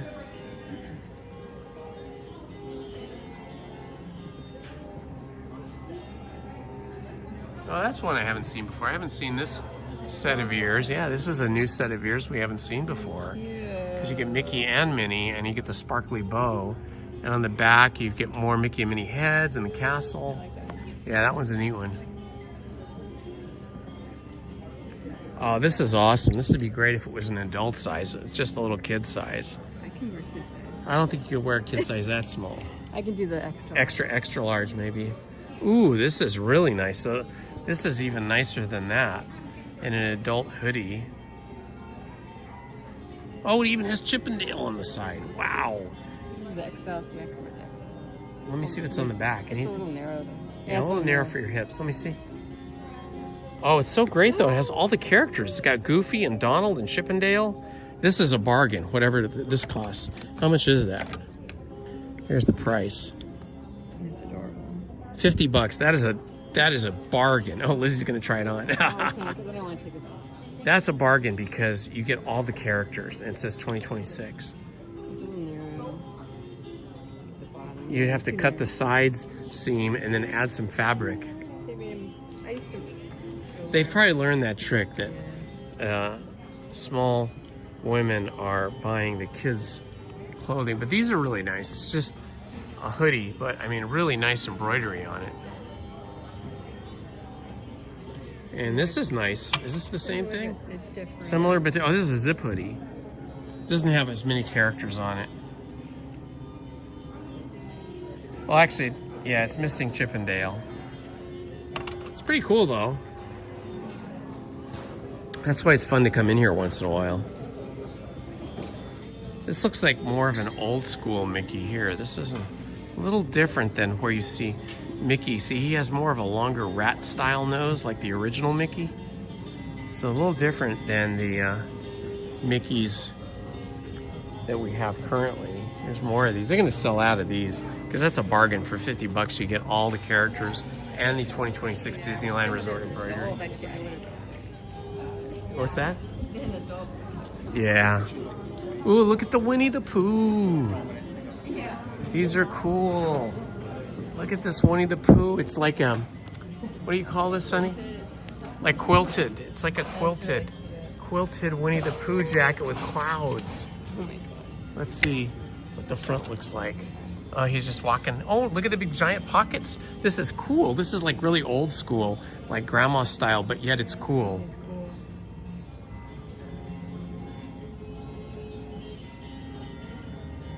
Yeah, they just have what's out here. Like they don't have adult size in that.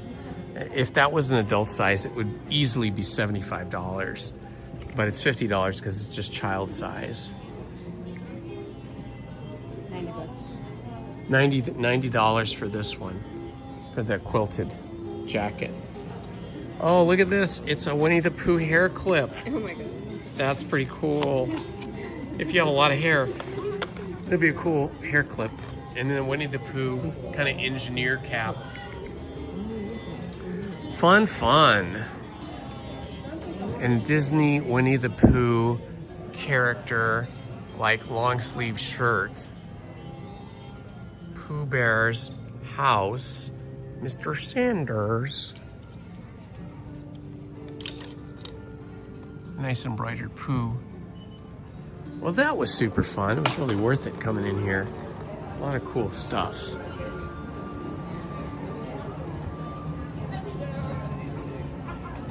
I I love all these wood carved statues. They're so cool. The giant one. I don't know if that one's out of wood. That's probably like fiberglass. That's huge. But they probably actually did originally carve a small version of it, and then they built the big one out of the small wood carved one. Ray Kinnaman is a very famous, well, famous among people that follow art, right? He's a hand carver, self-taught. He started this when he was just a young guy, like 19, 20 years old. He started teaching himself wood carving, and he has carved more wood sculptures probably than anybody else for the Disney company. I believe this is one of his right here. And he carves signs and he carves statues. If you want to follow him and see his work, he has a Facebook page, Ray Kinnaman. His wife also has one, but his wife's page is more about their adventures and their travel, and his is about wood carving. His wood carvings and other people who he admires that carve wood. In fact, you can even take a like 1 week class with him up in his, he has like a, I don't know if you call it a farm or a ranch, but he has a property like on a lake or near a lake up in Oregon, I think it is, Oregon or Washington. And I mean, these book up like a year in advance, but you can go there and stay at his house and learn to carve wood signs and other types of wood sculptures. And you know, it's not cheap, but it's worth it if you're into that and if you have some expendable cash. He's trained hundreds and hundreds of people how to carve in the same way he does. It's Pluto. I'm gonna refuse it. No, but you got that. Oh, he's trying to sell that popcorn and soda over here. Yeah, that's Pluto. That's Pluto. Baby. All right, we are just walking through Grizzly Peak Park here in California Adventure. This is another shop up here that has a lot of unique stuff that you don't find in other stores. The Grizzly Peak Airfield store. It's called Humphreys. Humphreys Service Supply. We're gonna pop in here real quick because they have a lot of unique stuff in here too. Again, it's kind of camping and foresty oriented. Pack it in, pack it out. So these are like official national park shirts. My sister's really into Smokey the Bear. She loves Smokey the Bear. She's always buying Smokey the Bear stuff, giving us Smokey the Bear things for, oh, the girls would love these. Smokey the Bear camp socks. 20 bucks. Here they are.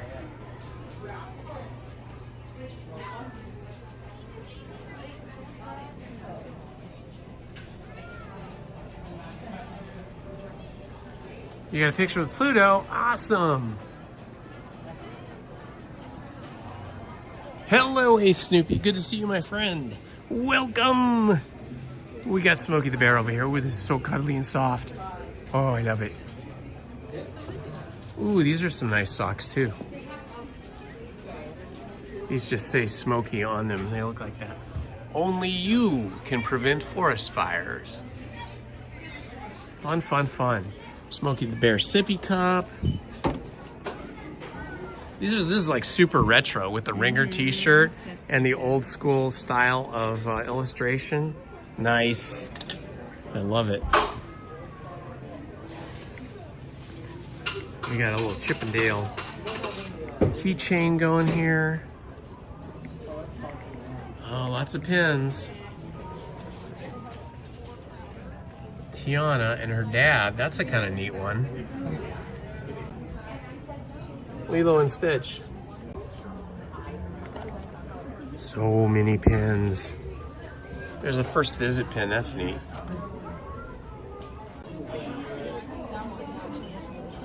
Oh, look at the Winnie the Pooh ones. Oh my gosh, it's Christopher-y freaking cool though. That's gonna be a, let's see, if I wanted that one or a different one, and that's the one you guys chose. That's a super old school Mickey Mouse shirt. It's got googly eyes. Oh, stickers. Stickers from the vault? This is a nice purse. I wish they would sell patches. I feel like 1955 baseball jersey. That is pretty cool. That is really nice. That's a good one. Let's see. Oh, check it out. These were the ones everybody wanted because that was for the best rides.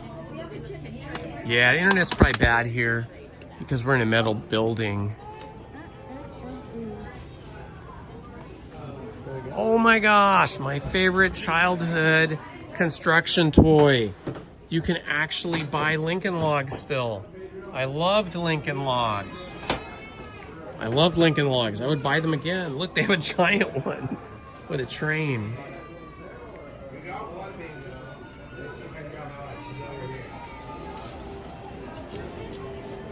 Yeah. Welcome, All right, we made it through.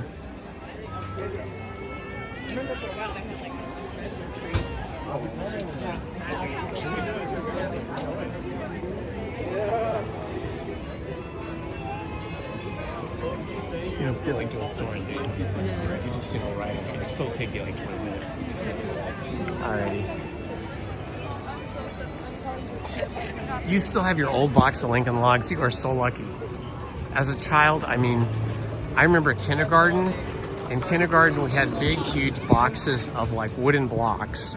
They were not Lincoln Logs. They were, you know, bigger, easier for kids with little teeny hands to handle.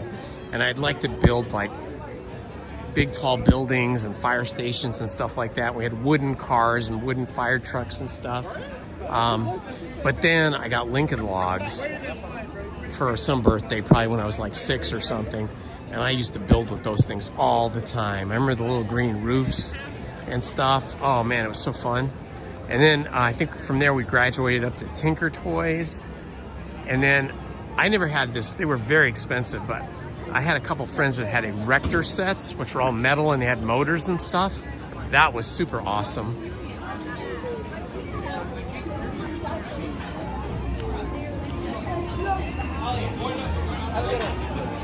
It's wild and crazy here now. It is a typical Sunday afternoon in the park. It is busy, busy, busy, busy. You can see Guardians of the Galaxy over there, peeking out from behind the Carthay Circle.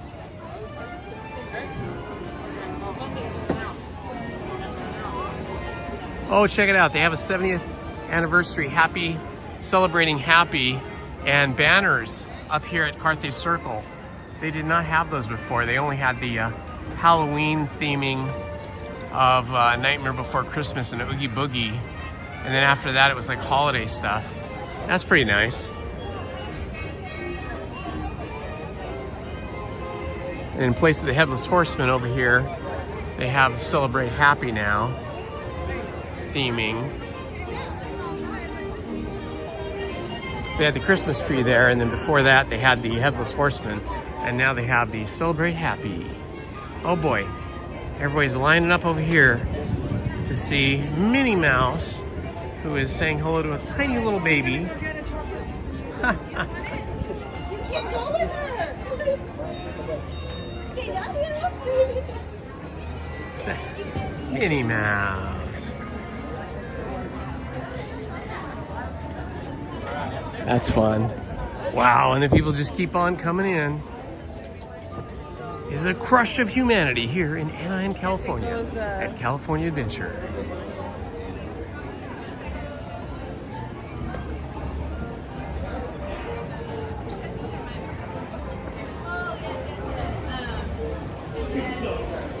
If you missed any of the live stream, you can rewind. We started off the day with Haunted Mansion, went to Big Thunder Mountain, then Sleeping Beauty attraction, And then we came over here to California Adventure for the Lunar New Year parade, followed by Little Mermaid, a little bit of merch search.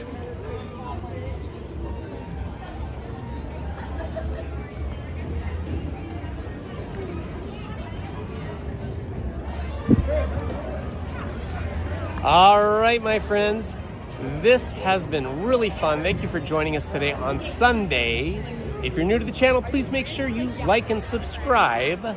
This has been Indiana Holmes and Lizzie. Happy to have you guys with us. We're gonna take off and do some chores at home, unfortunately. I have a lot of clothes to put away. And I will be back here on Wednesday. So please join me on Wednesday. And if you're following along with Storytime, we are reading The Maltese Falcon on Storytime with Indiana Holmes, my other channel. All right, guys, thanks for joining me. Thanks for subscribing. Love to you all. Bye-bye. I'm gonna get a refresher. Oh my God. Thank you. I got it. Thank you. Here. Leo.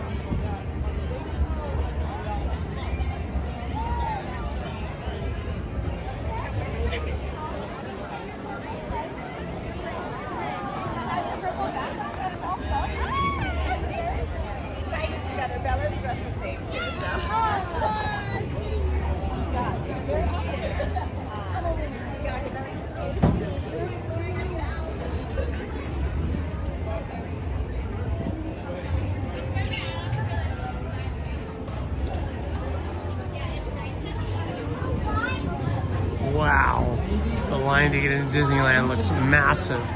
There's a huge crowd across the way. People trying to get into Disneyland.